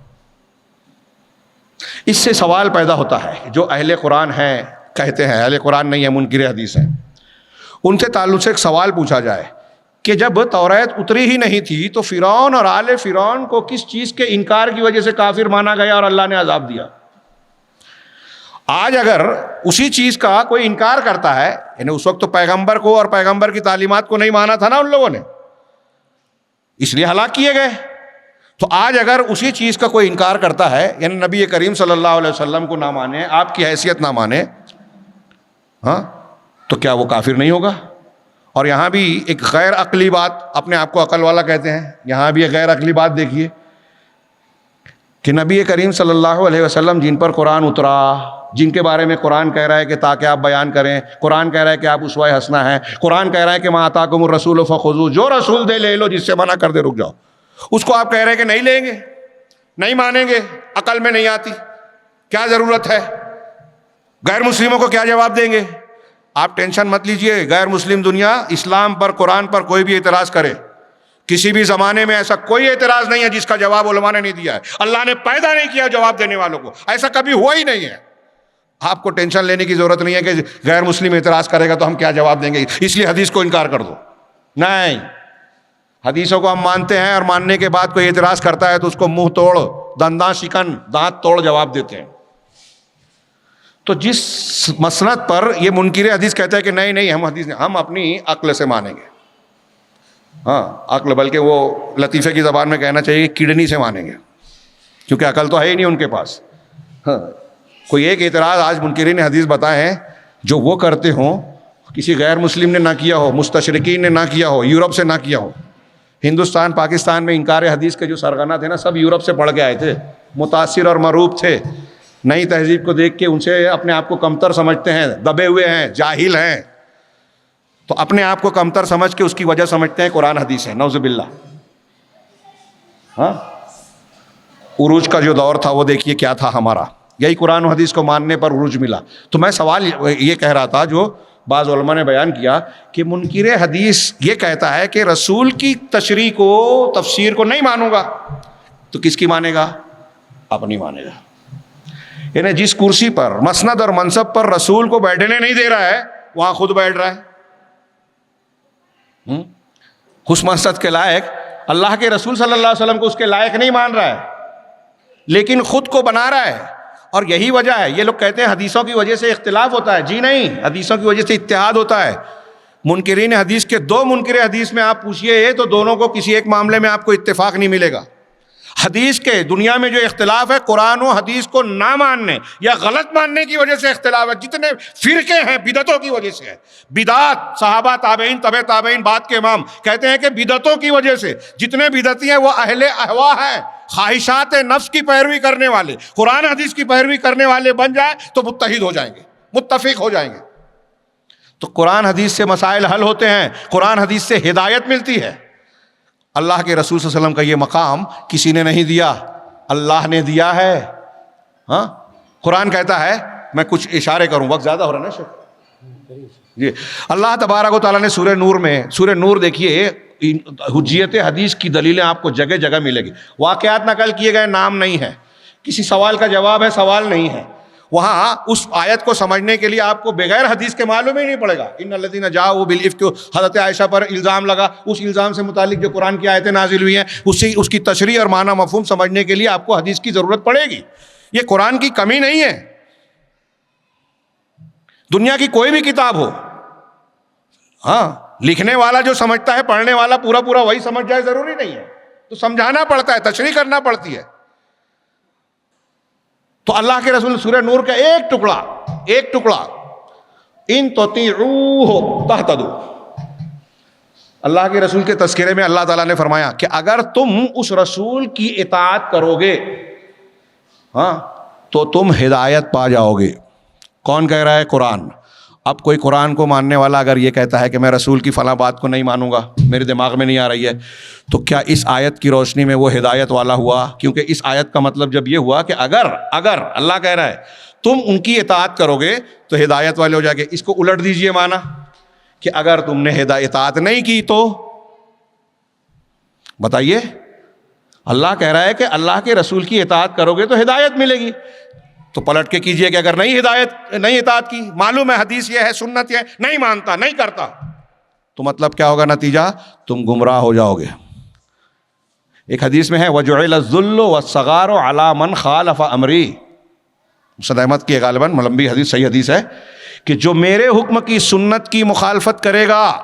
پوری دنیا کے مسلمان آج جو جونج رہے ہیں، بس اسی ایک حدیث کی روشنی میں دیکھ لیجئے اس کی بنیاد اور وجہ کیا ہے کہ جو لوگ میرے حکم کی مخالفت کریں گے ان پر ذلت اور صغار، انحطاط، بے عزتی لکھ دی گئی، ان کے اوپر طے ہے.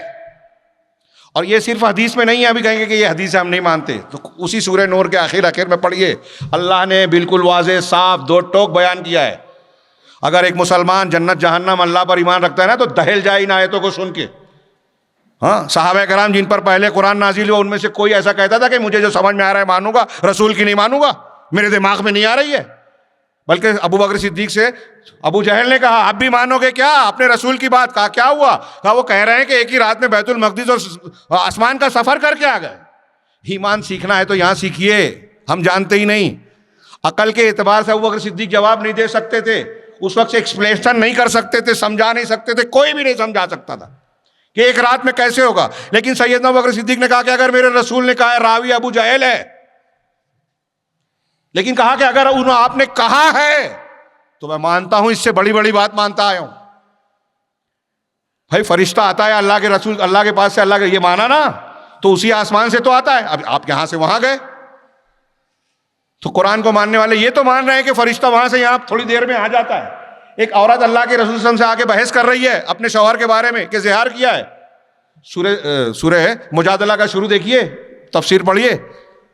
قد سمع اللہ قول التی تجادلک فی زوجہا وتشتکی الی اللہ. حضرت عائشہ کہتی ہے کہ ہم کو وہ کیا کہہ رہی تھی سنائی نہیں دیا, اللہ نے آسمان سے کہا کہ اللہ نے اس عورت کی بات سن لی.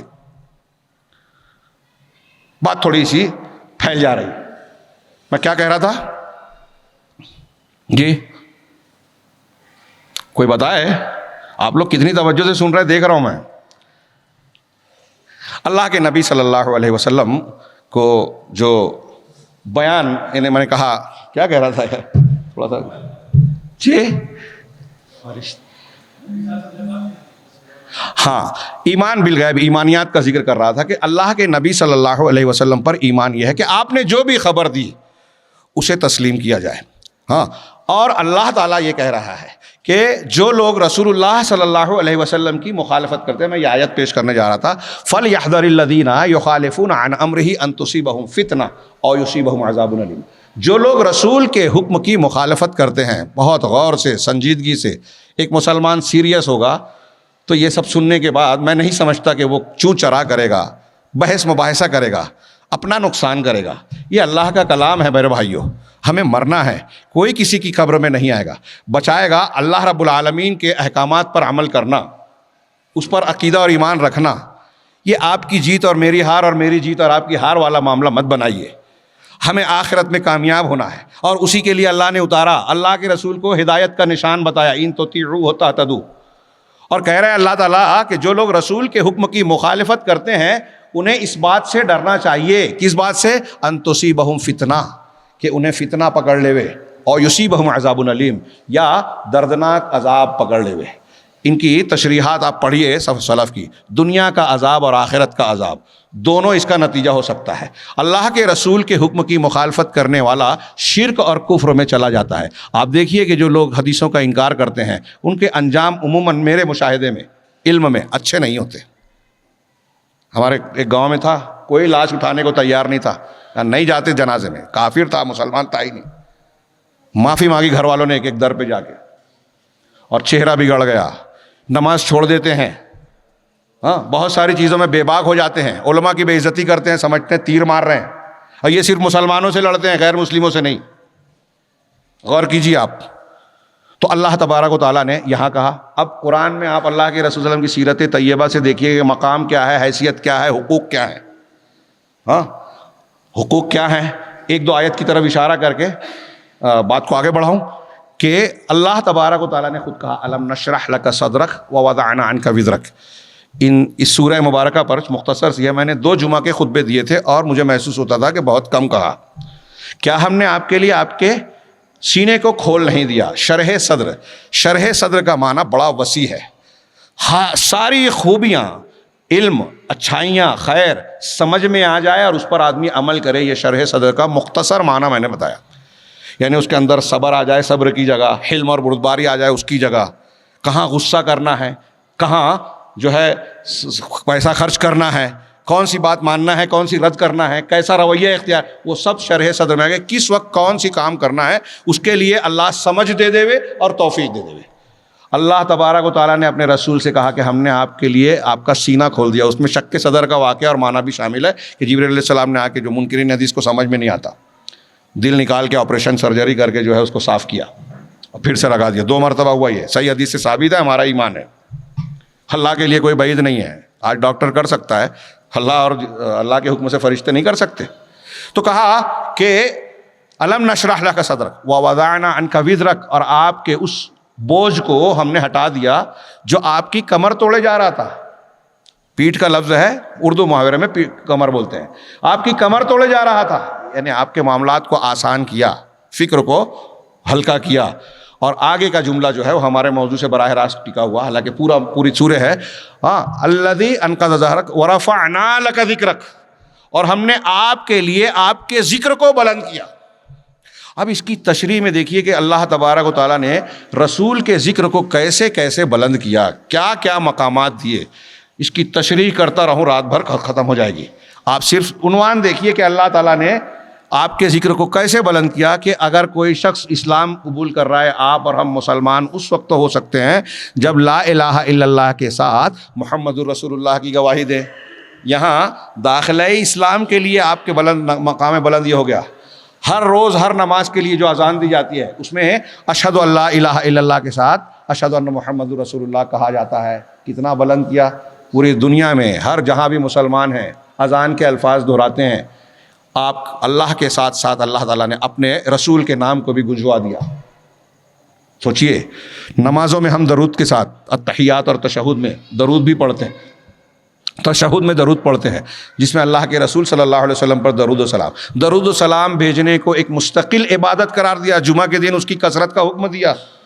یہ اللہ کے رسول صلی اللہ علیہ وسلم کے حقوق میں سے ہے، آپ کی اتباع کرنا، اطاعت کرنا، آپ کے منع کی ہوئی چیزوں سے رکنا، آپ کی بتائی ہوئی خبروں کو آنکھ بند کر کے مان لینا، چاہے عقل میں نہ آئے، کسی کی سمجھ میں نہ آئے۔ اور ساتھ ہی ساتھ اللہ کے نبی صلی اللہ علیہ وسلم کی ہر بات کو من و عن تسلیم کر لینا، یہ اللہ کے نبی صلی اللہ علیہ وسلم کے حقوق کا حصہ ہے کہ آپ کی ساری باتوں کو بے چوں چرا اگر آپ نے مخالفت کی تو گمراہ ہو جاؤ گے۔ اللہ تبارک و تعالیٰ نے اور رسول نے قدم کر، یہ دیکھیے کیا مقام ہے، اللہ تعالیٰ کہہ رہا ہے من یطع الرسول فقد اطاع اللہ، جو رسول کی اطاعت کرتا ہے۔ رسول کی اطاعت اللہ کی اطاعت ہے، رسول کی مخالفت اللہ کی مخالفت ہے۔ اللہ تعالیٰ نے اپنی محبت کا معیار رسول کی اتباع کو قرار دیا۔ سب کو یاد ہے آیت قل ان کنتم تحبون اللہ فاتبعونی، آپ کہہ دیجئے کہ اگر تم اللہ سے محبت کرتے ہو، اللہ سے محبت ہے تو آپ اور میں اگر کہہ رہے ہیں کہ مجھے اللہ سے محبت ہے تو یہ قبول نہیں ہے۔ اس کا معیار کسوٹی کیا ہے؟ فاتبعونی، میری اتباع کرو۔ رسول کی اتباع کرنے پر آپ یہ ثبوت دے رہے ہیں کہ آپ اللہ سے محبت کر رہے ہیں۔ اس کا مطلب یہ کہ آپ نے رسول کی اتباع نہیں کی، حدیثوں کو نہیں مانا، حدیثوں میں چوں چرا کیا، آپ کی بے عزتی کی، آپ کی حدیثوں کا مذاق اڑایا، تو آپ اللہ سے محبت نہیں کرتے۔ قرآن کہہ رہا ہے یہ معیار بتایا، اور ایسا کرو گے، جب اتباع کرو گے یحببکم اللہ، اللہ تم سے محبت کرے گا، ویغفر لکم ذنوبکم، اور تمہارے گناہوں کی بخشش کرے گا۔ پتہ ہے چلا اطاعت رسول کرو گے تو ان تطیعوا تہتدوا، ہدایت ہے۔ اطاعت رسول ہوگی تو اللہ کی محبت ہے، اطاعت رسول لعلکم ہوگی تو اللہ کا رحم ملے گا۔ واطیعوا اللہ واطیعوا الرسول لعلکم ترحمون، رحم چاہیے تو اللہ کی اطاعت، رسول کی اطاعت کرو اللہ کے ساتھ۔ اطاعت رسول ہوگی تو جنت ملے گی، اطاعت رسول ہوگی تو ایمان والوں میں شمار ہوگے، اور اگر مخالفت رسول ہے تو دنیا کی ذلت اور آخرت کی ناکامی طے ہے۔ اب یہاں میں آخری حصہ بیان کرنا چاہتا ہوں کہ جب اللہ تبارک و تعالیٰ نے نبی کریم صلی اللہ علیہ وسلم کی پر ایمان لانے کو سارے انسانوں کی ہدایت اور کامیابی کی بنیاد قرار دیا، سارے انسانوں کی ہدایت اور کامیابی کی بنیاد قرار دیا، تو سوچئے کہ اللہ کے نبی صلی اللہ علیہ وسلم کی رسالت اور آپ کے حدیث کے حجت ہونے کی دلیلیں کتنی ہونی چاہیے۔ ہاں، قرآن میں اللہ کے رسول صلی اللہ علیہ وسلم کا فرمان ہے، حدیث میں صحیح مسلم کی روایت ہے والذی نفسی بیدی لا یسمع بی رجل من امتی یہودی کان او نصرانی ثم لا یؤمن بی الا دخل النار او کما قال، کہ اس ذات کی قسم جس کے ہاتھ میں میری جان ہے، اس امت کا کوئی بھی آدمی، یہودی ہو نصرانی ہو، کوئی بھی ہو، میرے بارے میں یعنی رسول اللہ صلی اللہ علیہ وسلم کے بارے میں اگر اس کو خبر ملتی ہے، پہنچتی ہے، ثم لا یؤمن بی، اور پھر وہ مجھ پر ایمان نہیں لاتا، سنتا ہے اور ایمان نہیں لا رہا ہے، تو پکا ہے کہ وہ جہنم میں داخل ہو گیا، ہونے والا ہے، لیکن آپ نے پاسٹ ٹینس ماضی میں کہا، یعنی اگرچہ مستقبل میں ہونے والا ہے لیکن یہ اتنا پکی بات ہے کہ ماضی کی طرح ہے، پاسٹ ٹینس کی طرح ہے، کہ وہ جہنم میں گیا جو نہیں مانے گا۔ شیخ الاسلام علامہ ابن تیمیہ کہتے ہیں کہ جب محمد رسول اللہ صلی اللہ علیہ وسلم کو تمام عرب و عجم کے لیے مشرق و مغرب اور ہر علاقے اور ہر زبان کے بولنے والوں کے لیے رسول بنایا گیا ہے، اور آپ پر ایمان نہ لانے سے جہنم طے ہے، تو اللہ تبارک و تعالیٰ نے اسی اعتبار سے آپ کی رسالت اور تعلیمات کو عام کرنے کا بھرپور انتظام کیا، اور آپ کے سچے رسول ہونے کی اتنی دلیلیں فراہم کی کہ اس کو کوئی گن نہیں سکتا۔ توحید کے بعد دنیا میں، کائنات میں سب سے زیادہ جس چیز کی دلیلیں اور پروف ہے سائنٹیفک بنیاد پر، توحید کے بعد جس چیز کی سب سے زیادہ دلیلیں ہیں وہ محمد الرسول اللہ صلی اللہ علیہ وسلم کے سچے رسول ہونے کے اور قرآن کے اللہ کی کتاب اور سچی کتاب ہونے کی دلیلیں. دنیا میں ان سے بڑھ کر کوئی دلیل اور پروفس نہیں ہے. جتنے کیوں یہ ہم کو، میں نے شروع میں کہا نا کہ ہم کو جس چیز کی ضرورت تھی اللہ نے دیا.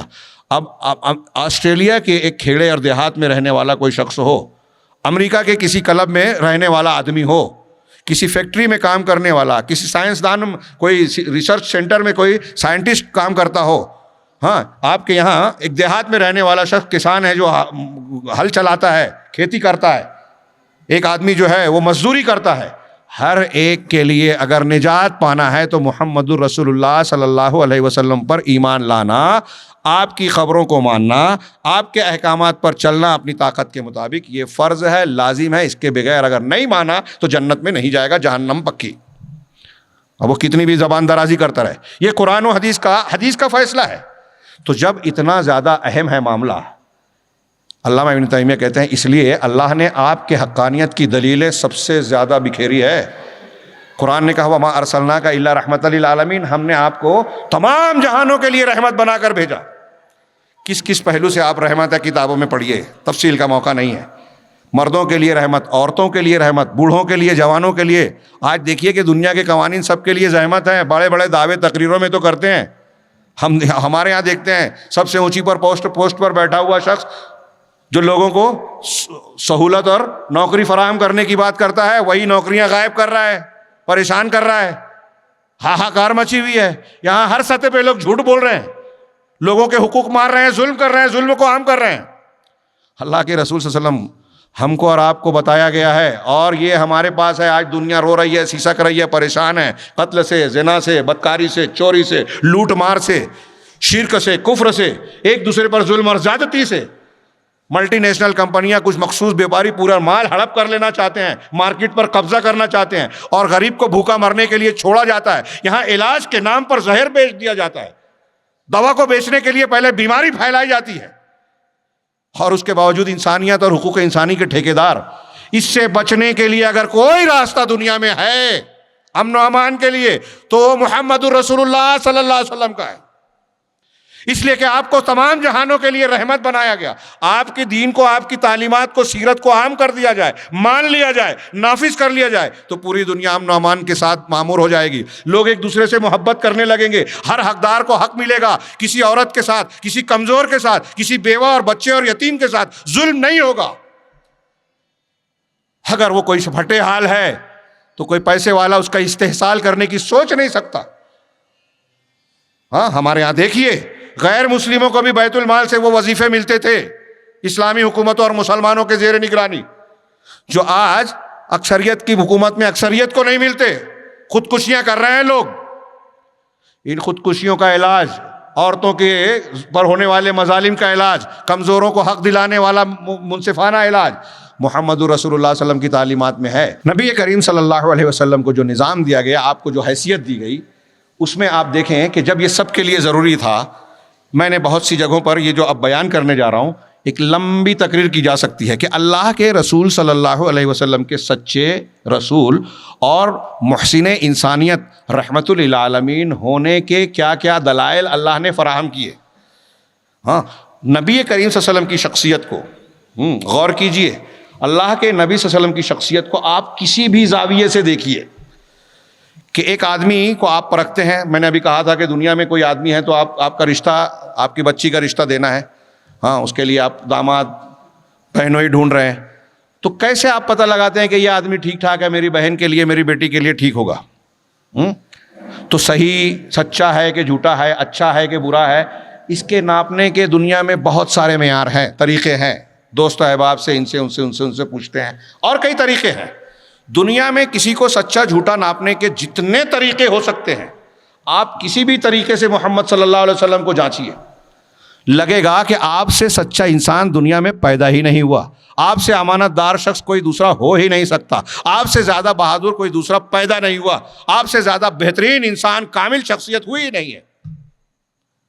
حسب نسب میں دیکھیے، مسلم شریف کی حدیث ہے ان اللہ اصطفیٰ کنانہ تمیم ولد اسماعیل، اللہ تعالیٰ نے اسماعیل کی اولاد اور نسل میں کنانہ قبیلے کو چنا.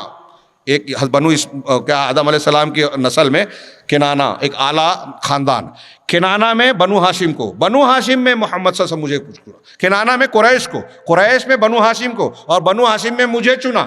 آپ ہر اعتبار سے انتہائی اعلیٰ نسب کے. دنیا کا کوئی آدمی یہ کہے کہ آپ کیسے خاندان کے تھے تو جواب ملے گا سب سے اعلیٰ خاندان کے. آپ شکل صورت اور پیکر میں سب سے حسین، جمیل، خوبصورت. ہاں، حضرت حسان بن ثابت کے الفاظ، وَأَحْسَنُ مِنْكَ لَمْ تَرَ قَطُّ عَيْنِي وَأَجْمَلَ مِنْكَ لَمْ تَلِدْنَ النِّسَاءُ خُلِقْتَ مُبَرَّأً مِنْ كُلِّ عَيْبٍ کہ وَأَحْسَنُ مِنْكَ لَمْ تَرَ قَطُّ عَيْنِي، میری آنکھ نے آپ سے زیادہ حسین، جمیل اور حسن کے پیکر کو دیکھا ہی نہیں. آپ سے زیادہ خوبصورت انسان کو عورتوں نے پیدا ہی نہیں کیا، جنا ہی نہیں. خُلِقْتَ مُبَرَّأً مِنْ كُلِّ عَيْبٍ، آپ تمام عیب سے پاک صاف بنا کر پیدا کیے گئے اللہ کی طرف سے. کأنک قد خلقت کما تشاء، ایسا لگتا ہے کہ آپ ویسے پیدا ہوئے جیسے خود آپ نے چاہا. حضرت جابر کے الفاظ، ام معبد جن کے گھر پہ اللہ کے رسول صلی اللہ علیہ وسلم نے دودھ کو دھویا تھا ہجرت کے اخیر میں مدینہ پہنچنے سے پہلے، انہوں نے اللہ کے رسول صلی اللہ علیہ وسلم کی جو صفات اور خوبیاں بیان کی ہیں، یہ پڑھیے، موقع نہیں ہے بیان کرنے کا. آپ حسن و جمال کے اعتبار سے سب سے اعلیٰ. اگر کوئی یہ دیکھنا چاہے کہ اللہ کے رسول صلی اللہ علیہ وسلم کا چہرہ سچوں کا ہے، جھوٹوں کا ہے، کس کا ہے، تو حسان بن ثابت اور بعض صحابہ نے کہا کہ آپ اگر دلائل نہیں بھی لاتے تو آپ کا چہرہ بتا دیتا کہ یہ کسی جھوٹے انسان کا چہرہ ہو ہی نہیں سکتا. یہ ایک پہلو دیکھ لیجئے. پھر آپ اخلاق و کردار میں آپ سے زیادہ اخلاق و کردار والا کفار اور مشرکین کے سماج میں آپ کو صادق و امین کر رہے ہیں. جس روز یہ فیصلہ ہوا کہ سب مل کے رات میں ایک آدمی کی طرح حملہ کر کے آپ کو قتل کر دیں گے، اس رات میں بھی مکہ والوں کے بہت سارے لوگوں کی امانتیں رکھی ہوئی ہیں ان کے پاس. سوچئے تھوڑی دیر کے لیے آج کے سماج میں ہم کون سے مسلمان ہیں. ہمارے رسول کا یہ کردار تھا، ہم قرضہ لے کے بول دیتے نہیں دیتا بھول جا، آج آپ پولیس اسٹیشن کیس کریں گے، 5-6 سال کیس لڑیں گے. ہاں، رسول اللہ صلی اللہ علیہ وسلم ان کافروں کی امانتیں لوٹا رہے ہیں جن جو قتل کرنے کے لیے باہر کھڑے ہیں، حضرت علی کو دے کر جاتے ہیں. آپ جس چیز میں دیکھیں گے، امانت داری، سچ بولنا، ہاں، حیا و شرم جو شرعی حیا ہے، ہاں، بہادری، طاقت ملنے کے بعد معاف کر دینا. مولانا ابوالکلام آزاد نے لکھا کہ طاقت و قوت میں کیا ہے، مصیبت میں صبر کرنا اور مخالفت و دشمنوں کے سامنے عزم کرنا، معاملات میں راستہ بازی اختیار کرنا، اور طاقت قوت مل جانے کے بعد مخالف کو معاف کر دینا. یہ انسانیت کے وہ نوادر ہے جو جناب محمد رسول اللہ صلی اللہ علیہ وسلم کی سیرت طیبہ میں اس طرح سے ملتے ہیں جو کسی اور شخصیت میں پوری حیات طیبہ میں نہیں ملتے. جیسے آپ مکہ میں تھے جب آپ پریشان حال تھے، ویسے ہی مدینہ میں تھے. مدینہ جا کے محل نہیں بنا لیا جہاں حکومت بن گئی، وہاں بھی لیٹتے تھے کھجور کی چٹائی پہ، پیٹھ پر جو ہے چٹائیوں کے نشان بن گئے. ہاں، مسلسل کئی ٹائم کا کھانا نہیں کھاتے تھے. اور پھر آپ کی اخلاقیات دیکھیے، اخلاق میں آپ جس اعتبار سے دیکھیں گے سب سے کامل. یورپ کا ایک مصنف کہتا ہے کہ دنیا کا کوئی بھی انسان ہر اعتبار سے مکمل نہیں ہوتا. اگر ایک لیڈر بہت اچھا ہے تو وہ باپ اچھا نہیں ہوگا، اگر باپ اچھا ہے تو تاجر اچھا نہیں ہوگا، فلاں کام میں بہت مقبول ہے، ٹیچر بہت اچھا ہے تو دوسری جگہ جو ہے کمزور ہوگا، کہیں نہ کہیں لوپ ہول نظر آئے گا. لیکن وہی انسان، یورپ کا ایک آدمی کہتا ہے کہ محمد صلی اللہ علیہ وسلم کی بات الگ ہے، اس سے مستثنا ہے، ایکسیپشن ہے اس میں. کیوں کہ اللہ کے نبی جناب محمد رسول اللہ صلی اللہ علیہ وسلم کو آپ کسی بھی زاویے سے دیکھیے، باپ کی حیثیت سے، شوہر کی حیثیت سے، لیڈر کی حیثیت سے، دوست کی حیثیت سے، بھائی کی حیثیت سے، ہاں، چاہے جس حیثیت سے دیکھیے، آپ سے بہتر، آپ سے کامل، آپ سے اونچا کوئی مثال ملے گی نہیں. اسی کا یا دوسرے غالباً والٹر کا قول ہے کہ دنیا میں کوئی شخص جو ہے اپنے قریبی لوگوں میں ہیرو نہیں ہوتا. قریبی لوگ جتنے قریب ہوتے ہیں، مجھ کو آپ دور سے دیکھتے ہیں، ابھی تعریف کر رہے ہیں، مولانا آئیے، مولانا یہ کیجئے، جب جانیں گے کہ مولانا کے اندر بھی تو یہ خامیاں ہیں، یہ تو ویسے ہی نکلے. ہاں، ہم دور سے سمجھتے تھے اچھے ہیں، میرے اندر خامیاں ہیں، ہے نا.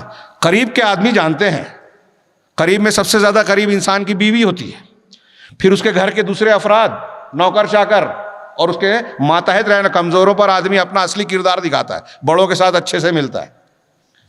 محمد رسول اللہ صلی اللہ علیہ وسلم کو دیکھیے، وہ یورپی کہتا ہے کہ دنیا کا کوئی شخص اپنے قریبی لوگوں میں عظیم نہیں ہوتا، لیکن محمد صلی اللہ علیہ وسلم کی شخصیت الگ ہے۔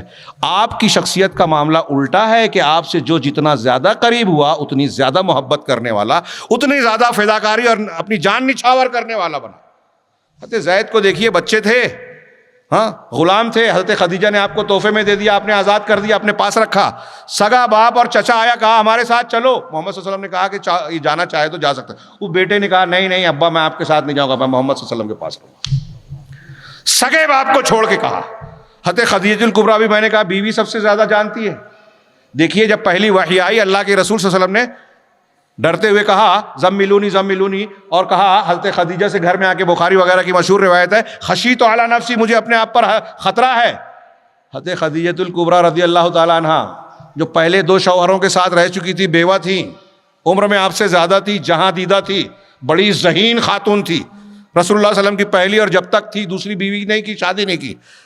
انہوں نے اپنے تجربے، مشاہدے اور علم کے مطابق اللہ کے رسول صلی اللہ علیہ وسلم سے کہا کلا، ایسا نہیں ہو سکتا کہ آپ ہلاک ہو جائیں، ہاں کلا واللہ انک لتصل الرحمہ وتقری الضعیف وتعین علی نوائب الحق وتکسب المعدوم، ترتیب میں ادھر ادھر ہو سکتا ہے کہ ایسا ہو ہی نہیں سکتا کہ آپ ہلاک ہو جائیں، آپ کا انجام برا ہو۔ آپ تو وہ شخصیت ہیں جو رشتوں کو جوڑتے ہیں، مہمانوں کی مہمان نوازی کرتے ہیں، معدوم اور وہ لوگ جن کے پاس کچھ نہیں ہے ان کے لیے کماتے ہیں، مدد کرتے ہیں، مصیبت میں پھنسے ہوئے لوگوں کے کام آتے ہیں۔ ایسے انسان کا قدرت اور تجربہ بھی بتاتا ہے کہ ایسے انسان کا برا انجام نہیں ہوتا، تو اللہ تعالیٰ آپ کو رسوا نہیں کر سکتا۔ اللہ لن یخزیک اللہ ابدا، اللہ آپ کو کبھی رسوا نہیں کرے گا۔ یہ خدیجہ الکبریٰ بیوی ہیں، وہ آپ کی قریب سے تعریف کر رہی ہیں، ہاں۔ اور حضرت انس کو دیکھیے، کیا نام ہے، خادم رسول، بچپن کی عمر سے خادم تھے۔ کہا اللہ کے رسول نے کبھی مجھے مارا نہیں، ڈانٹا نہیں، ہاں ایک مرتبہ ایک کام سے بھیجا، بچوں میں کھیلنے لگا تو صرف آگے کہا کہ تم ابھی تک گئے نہیں، ڈانٹا نہیں، بولا نہیں، مارا نہیں۔ 9 سال کی عمر سے وفات تک خدمت کی، رسول اللہ صلی اللہ علیہ وسلم نے ڈانٹا ہی نہیں، مارا ہی نہیں۔ کیسا ایک قریب کے لوگوں کے بیانات ہیں۔ اور پھر ایک پہلو کہ نبی کریم صلی اللہ علیہ وسلم پر ایمان لانے والے جو صحابہ کرام تھے، حضرت ابوبکر صدیق، عمر فاروق، ہاں، عثمان غنی، حضرت علی، عبد الرحمن بن عوف، سعد بن ابی وقاص، طلحہ بن عبید اللہ، خالد بن ولید، اور ایسے ایک لمبی فہرست، 100-200 نہیں، ہزاروں۔ یہ بات کے دادوار نے بتایا، تاریخ نے بتایا کہ اتنے سارے ذہین ترین لوگ کسی ایک زمانے میں نہیں ہوئے۔ یورپ کا ایک آدمی کہتا ہے کہ محمد صلی اللہ علیہ وسلم ہیروز کی نرسری تھے، ایک زمانے میں اتنی عظیم شخصیات پیدا نہیں ہوئی جتنی آپ کی تربیت سے پیدا ہوئے۔ کیا یہ ناکام شخصیت تھی؟ اور ان کی حدیثوں کا انکار کرنے والے کیا اس سے بہتر کوئی تربیت کا نمونہ پیش کر سکتے ہیں کہ کوئی عقل والے نے آپ سے زیادہ اچھی تعلیم، آپ سے زیادہ اچھی تربیت پیش کی ہو؟ 23 سالہ دور حکومت میں تاریخ کا دھارا موڑ دینے والی شخصیت، پوری انسانی تاریخ میں تنہا محمد رسول اللہ صلی اللہ علیہ وسلم، کوئی چھوٹی بات نہیں ہے۔ تو صحابہ کرام، کوئی انسان اگر جھوٹا ہے، غلط ہے، تو کچھ لوگوں کو کچھ دن کے لیے بے وقوف بنا سکتا ہے، ہمیشہ کے لیے مسلسل نہیں۔ یہ آپ کے سچے رسول ہونے کی دلیل ہے کہ آپ کی تربیت میں سائے میں پڑھنے والے لوگ عظیم شخصیات بن گئے، بے مثال بن گئے، کوئی کسی اعتبار سے بے مثال ہے، کوئی کسی اعتبار سے۔ پھر نبی کریم صلی اللہ علیہ وسلم کی پیشین گوئیاں آج کی، کل والی، پرسوں والی۔ بدر کی رات کہہ رہے ہیں کل یہاں مارا جائے گا، فلاں کل ابو جہل یہاں مارا جائے گا، یہ مارا جائے گا، کل والی بھی ہو گئی پوری۔ پھر کہا چند سالوں میں یہ ہو جائے گا، میرے مرنے کے بعد یہ ہوگا، مسلمانوں میں آپس میں اختلاف ہوگا، میرا یہ نواسط مسلمانوں کے 2 گروہوں میں صلح کرائے گا، امت میں 73 فرقے ہوں گے، ہاں میں قبروں کی پوجا سے منع کر رہا ہوں، تم بچنا، پختہ نہیں بنانا، لیکن امت میں ہوگا، اختلافات ہوں گے، ایسے ایسے جھوٹے نبی پیدا ہوں گے۔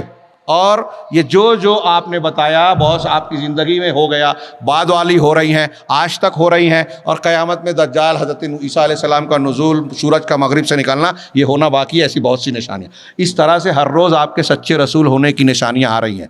تو آپ کی پیشین گوئیاں، آپ کا انجام، ماضی سے متعلق خبریں کہ آپ نے جو بتایا، آپ پڑھے لکھے نہیں تھے، امی تھے، لیکن آپ قوم نوح کی خبریں بتا رہے ہیں، حضرت عیسیٰ موسیٰ کی تفصیل بتا رہے ہیں، حضرت ابراہیم علیہ السلام، ان کے خاندان کی باتیں بتا رہے ہیں، جو کوئی اہل کتاب بھی بول نہیں سکا کہ آپ کی بات غلط ہے، بلکہ ان کی غلط باتوں کو آپ نے صحیح کیا۔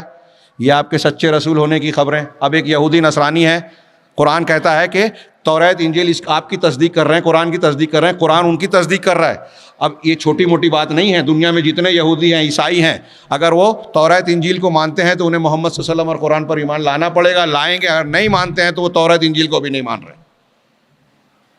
تو پہلی کتابوں کی پیشین کی خبریں، پچھلے انبیاء کی خبریں، یہ ایک پوری ٹائٹل ایک کتاب ہے، کتاب لکھ سکتے ہیں اس پہ۔ اور ہمارے اسلاف نے لکھا دلائل نبوت، موٹی موٹی کتابیں، 17 یا 19 تو اسی نام سے کتابیں ہیں، دلائل نبوت کے دلائل، اور دوسرے ناموں سے اور کتابیں ہیں۔ امام بہقی کی صرف یہی ایک نام سے، اسی ایک نام سے 4 جلدوں کی موٹی موٹی کتاب ہے۔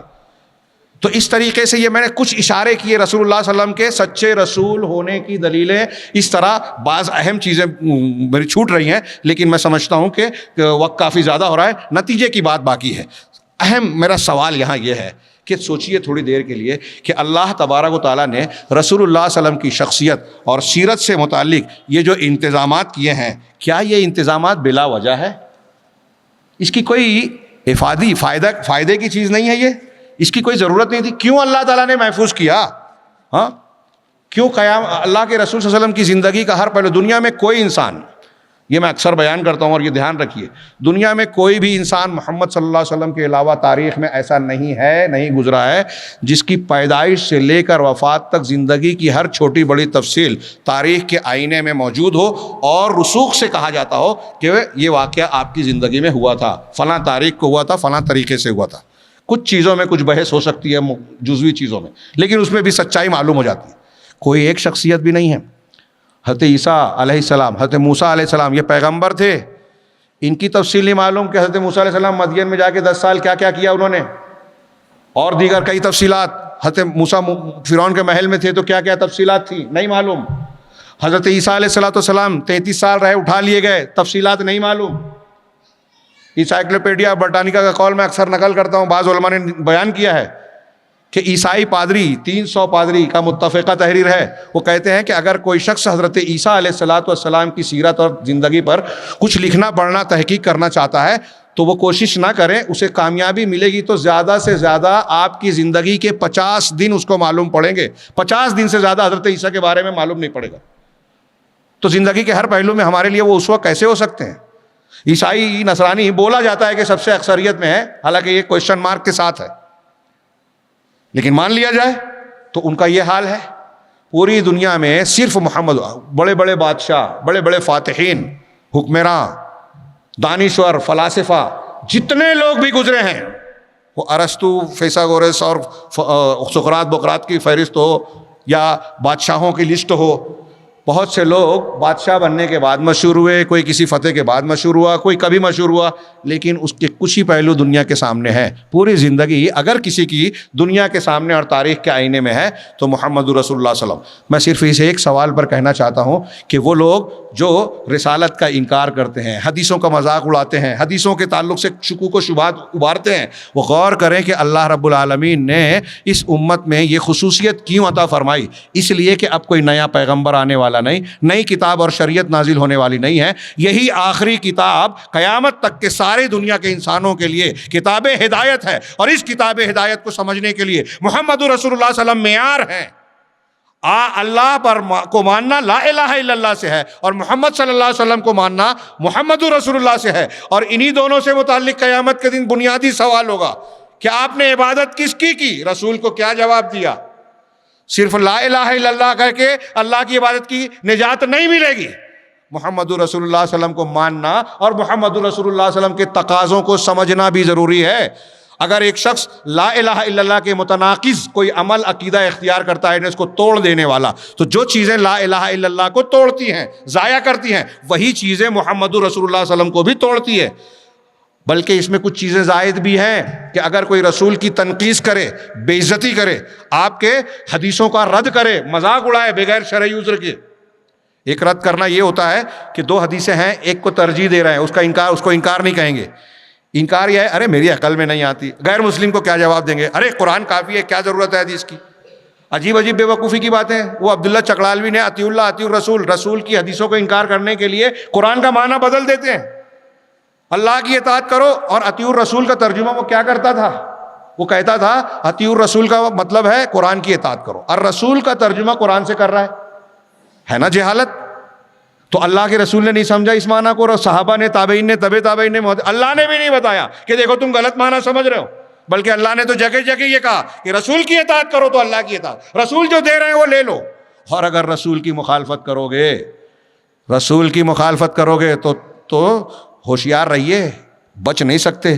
تبت یدا ابی لہب وتب، اللہ کے رسول نے صفا کی پہاڑی سے جب ایمان کی دعوت دی تھی، ابو جہل سگا چچا کہتا ہے الہذا تبا لک الہذا جماعتنا، تمہارے لیے تباہی ہو، تبا لک سائر الیوم، سارا دن تمہاری برا ہو، تباہی ہو، کیا اس کے لیے جمع کیا ہے؟ اسی کے تناظر میں اللہ نے پوری سورت اتاری، تبت یدا ابی لہب وتب ما اغنی عنہ مالہ وما کسب، کہ ابو لہب کے دونوں ہاتھ اور وہ خود بھی تباہ برباد ہو گیا، اس کا مال اور جو اس کی کمائی ہے اس نے فائدہ نہیں دیا، کچھ بھی کما لو بنا لو، بڑی بڑی ڈیگیں ہانکو، ارے فرعون ڈوب گیا، ڈبا دیا گیا، آپ اور ہم کیا ہستی ہیں؟ ہاں، اللہ تبارک و تعالیٰ جب تک چھوٹ دیتا ہے تو آدمی گھمنڈ میں رہتا ہے، اپنے فریب میں مبتلا رہتا ہے۔ تو ابو لہب کو بھی یہی غرہ تھا، اپنے بھتیجے کی سچی رسالت کا انکار کیا، مذاق اڑایا، اللہ نے قیامت تک کے لیے نشان عبرت بنا دیا۔ اس کی طرح ابو جہل کے لیے صورت نہیں نازل ہوئی کہ وہ تباہ ہوا، کیونکہ یہ سگا چچا تھا، پتہ یہ چلا کہ ایمان اور عمل صالح نہیں ہے، رسول کی مخالفت ہے، تو جیسے ابو لہب تباہ ہوا، رسول کا مخالفت کرنے والا ہر انسان تباہ ہوگا۔ اللہ تعالیٰ نے فرمایا ان شانئک هو الابتر، لوگوں نے کہا محمد کی تو نرینہ اولاد بیٹے سب مرتے جا رہے ہیں، یہ بے نام و نشان ہے، دم کٹا ہے۔ اللہ تعالیٰ، اللہ کے رسول کو تکلیف ہوئی، ہاں، اللہ نے قرآن اتارا، انا اعطیناک الکوثر، ارے ہم نے تو آپ کو الکوثر دیا ہے، خیر کثیر، قرآن نہر کوثر دیا ہے۔ فصلی لربک وانحر، اپنے رب کے لیے نماز پڑھیے اور قربانی کیجیے۔ حدیث کا انکار کرنے والا بتائے کتنے ٹائم پڑھنا ہے، کیسے پڑھنا ہے، قربانی کیسے کرنا ہے، کس کی کرنا ہے؟ ہاں، فصلی لربک وانحر ان شانئک هو الابتر، آپ کو خیر کثیر ملا ہے، آپ بے نام و نشان نہیں ہیں، آپ کا دشمن بے نام و نشان ہے۔ ابو جہل یا کسی نے کہا تھا کہ آپ بے نام و نشان ہیں، اللہ نے کہا وہ خود بے نام و نشان ہے، مر گیا، مٹ گیا، آج اس کا کوئی نام لیوا ہے اچھے سے۔ محمد رسول اللہ صلی اللہ علیہ وسلم کے ذکر کو اللہ نے بلند کیا، ہاں، بلند کیا کہ ہم اذانوں میں، نمازوں میں، کلمے میں، ہر وقت درود میں آپ کا نام لیتے ہیں، آپ پر درود و سلام بھیجتے ہیں، پوری دنیا سیرت پر پڑھتی لکھتی ہے۔ اور یہ بھی ایک آخری جملہ، ہاں، شیخ علماء نے بیان کیا کہ دنیا میں سیرت رسول سے بڑھ کر کسی ٹاپک پر کتابیں نہیں لکھی گئی، اور یہ بھی ایک حیرت انگیز، انتہائی حیرت کی بات ہے کہ بہت سارے یہودی اور نصرانی علماء نے، جو بڑے بڑے مصنفین تھے، اس وقت تو شہرت پائی، اس وقت تو ان کا نام ہوا جب انہوں نے محمد صلی اللہ علیہ وسلم کی سیرت پر کتاب لکھی۔ شیخ محمد خلیل یاسین مصر کے ایک عالم ہیں، ان کے یہاں تھوڑا انحراف بھی ہے کتاب میں نے دیکھی، تو انہوں نے ایک کتاب لکھی ہے محمد عند علماء الغرب، محمد مغربی علماء کے نزدیک، یعنی یورپ کے یہود و نصارہ۔ اس میں انہوں نے لکھا 250 سے زیادہ علماء کا ذکر کیا ہے، یورپ اور امریکہ کے عیسائی اور یہودیوں کو ذکر کیا کہ 250 سے زیادہ یہ کتاب لکھنے والے مصنفین اور علماء ایسے ہیں کہ انہوں نے کتابیں بہت لکھی لیکن انہیں شہرت نہیں ملی۔ انہیں شہرت اس وقت ملی جب محمد رسول اللہ صلی اللہ علیہ وسلم کی سیرت پر کتاب لکھی، سیرت پر کتاب لکھنے کی وجہ سے ان کو، اس لیے ایک یہاں بھی دیکھیے کہ آج کے دور سے، اللہ کے نبی صلی اللہ علیہ وسلم کے دور سے لے کر آج تک، جب آپ نے صفا کی پہاڑی سے پوچھا تھا کہ میں کہوں گا ایک لشکر حملہ کرنے والا ہے تو تم جھٹلاؤ گے، کہا ما جربنا علیک کذبا، ہم نے آپ پر کبھی جھوٹ کا تجربہ کیے، پورے مکہ نے کہا، کافروں نے، وہاں کسی نے جھوٹا نہیں کہا۔ ہرقل کے دربار میں ہرقل نے ابو سفیان اور اس کے ساتھیوں سے 13-14 سوالات کیے کہ محمد صلی اللہ علیہ وسلم جس نے، جب آپ کا خط پہنچا تھا، یہ دعویٰ کیا ہے، اس کے بارے میں کیا جانتے ہو، 13-14، وہ پڑھیے بخاری کی حدیث میں بیان نہیں کر سکتا۔ ان 13 سوالات کی روشنی میں آپ دیکھ سکتے ہیں ہر سوال سے سچے جھوٹے کو پرکھا جا سکتا ہے۔ اور جو ابو سفیان نے جواب دیا تھا، ان جوابوں کو بعد میں ہرقل بادشاہ نے دہرایا اور کہا کہ میں نے آپ سے یہ پوچھا تھا، آپ نے یہ کہا، یقیناً یہ سچے رسول کی ہی نشانی ہے، سچا ہی رسول ایسا ہی ہوتا ہے۔ نجاشی نے آپ کی تائید کی، نہ ایمان لے آئے، اور کہا تھا کہ یہ کلام محمد کا جو پیش کر رہے ہو یہ توریت اور قرآن ایک ہی مشکات سے ایک ہی جگہ سے نکلا ہوا ہے۔ اس زمانے سے لے کر آج تک غیر مسلموں کی گواہیاں بھی آپ کے سچے رسول ہونے کی دلیلیں ہیں۔ آپ کے معجزات میں سب سے عظیم الشان معجزہ قرآن، معجزات کا الگ الگ ڈھب ہے۔ اس زمانے سے لے کر آج تک انسان کے پیٹ میں بچہ کیسے پلتا ہے 100 سال 150 سال پہلے تک لوگوں کو ٹھیک معلوم نہیں تھا۔ آج جب لوگوں کی تحقیق ہو رہی ہے تو حیرت زدہ ہے کہ قرآن نے اور رسول نے جو بیان کیا بالکل صحیح ہے۔ مکھی کے بارے میں، فلکیات کے بارے میں، ہمارے جسم کے اندر کے بہت سارے معاملات کے بارے میں قرآن حدیث میں جو بیانات ہیں وہ سائنس بھی ماننے پر مجبور ہے، اور کہہ رہے ہیں کہ 1400 سال پہلے ایک انسان نبی امی کے لیے بلکہ پڑھے لکھے آدمی کے لیے بھی ممکن نہیں تھا کہ یہ باتیں بتائے، تو رسول اللہ صلی اللہ علیہ وسلم بتا رہے ہیں جو کہ امی تھے، صحرائی تھے۔ ہاں، اس سے پتہ چلا کہ یہ اللہ کا کلام ہے۔ اللہ رب العالمین کے اس انتظام کو دیکھنے کے بعد آپ مقام رسالت کو سمجھیں، جانیں کہ اللہ کے رسول صلی اللہ علیہ وسلم پر ایمان لائے بغیر آپ اللہ پر ایمان نہیں لا سکتے۔ اللہ کے رسول صلی اللہ علیہ وسلم پر ایمان اور اطاعت کے بغیر آپ جنت میں نہیں جا سکتے۔ اللہ کے رسول صلی اللہ علیہ وسلم کے اخلاق، کردار، عبادات، حلال حرام کو قبول کیے بغیر آپ اچھی زندگی جی نہیں سکتے۔ دنیا اگر آپ کے لائے ہوئے پیغام اور آپ تعلیمات کو اختیار نہیں کرتی ہے تو وہ عزت نہیں پا سکتی۔ مائیں بہنیں بھی جو ہے سن لے وہ سوچتی ہیں کہ دنیا مل جائے، بے پردگی سے جو ہم لذت حاصل کر لیں گے یا ہم کچھ رونق اور دکھاوا کر لیں گے، تو یہ سمجھ لیں کہ آپ کی عزت، آپ کا مقام بلند جو ہے اللہ کے رسول صلی اللہ علیہ وسلم کی تعلیمات کو اختیار کرنے میں ہے۔ گھر میں آپ صبر کیجئے، دعائیں کیجئے، دینی ماحول بنائیے، رسول اللہ صلی اللہ علیہ وسلم کی تعلیمات پر عمل کیجئے۔ دیکھیے وہ حضرت اپنی بیٹی کو بتایا تھا کہ خادم نہیں ہے، ہاتھ میں چھالے پڑ رہے ہیں تو بستر پہ آ کے سبحان اللہ، الحمدللہ، اللہ اکبر 33 اور 34 مرتبہ پڑھ لو، یہ خادم کے مقصد سے زیادہ بہتر ہے۔ ہم ان تعلیمات کو پڑھیں، گھروں میں اختیار کریں، اللہ کی برکت رحمت جب نازل ہوگی اس کی نصرت اور حفاظت ملے گی۔ دنیا کی کوئی تکلیف، کوئی مصیبت، کوئی دشمن ہمارا بال بیگا نہیں کر سکتا۔ یہ ہے رسالت کا مقام، اور اس مقام کو جاننے کے بعد اس کا تقاضا یہ ہے کہ ہم صحیح حدیثوں کو پڑھیں، سمجھیں۔ ہر بچہ، ہر لڑکی اور بچی، یہ میں لازم مانتا ہوں، اور اگر ہم اپنے آپ کو قرآن حدیث کو ماننے والا اہل الحدیث کہتے ہیں تو لازم ہے کہ رسول اللہ صلی اللہ علیہ وسلم کی سیرت کی کتابیں ضرور پڑھیں، اور پڑھتے رہیں، ایک مرتبہ پڑھ کے رکھ نہ دیں۔ ہر بچہ، ہر عورت التزام کریں، جس کے گھر میں سیرت کی کتاب نہیں ہے وہ کل ہی لائے۔ اپنے رسول کی سیرت پڑھیے، بچوں کو زبردستی پڑھائیے۔ اگر وہ سیرت رسول اور صحابہ کی سیرت پڑھ لیں گے نا تو فلاں فلم اداکار، فلاں ٹی وی سیریل کے فلاں شخص اور فلاں اداکار، فلاں اسپورٹس مین سے متاثر نہیں ہوں گے۔ اللہ کے رسول صلی اللہ علیہ وسلم کی سیرت پڑھیں گے تو کہیں گے ایسا کہاں سے لاؤں کہ تجھ سا کہوں جسے۔ اللہ رب العالمین سے دعا ہے کہ وہ ہمیں اللہ کے نبی صلی اللہ علیہ وسلم کے مقام کو سمجھنے کی توفیق عطا فرمائے، اور اس کے تقاضوں پر عمل پیرا ہونے کی توفیق عطا فرمائے، اور اس کے برکت سے دنیا اور آخرت میں کامیابی عطا فرمائے۔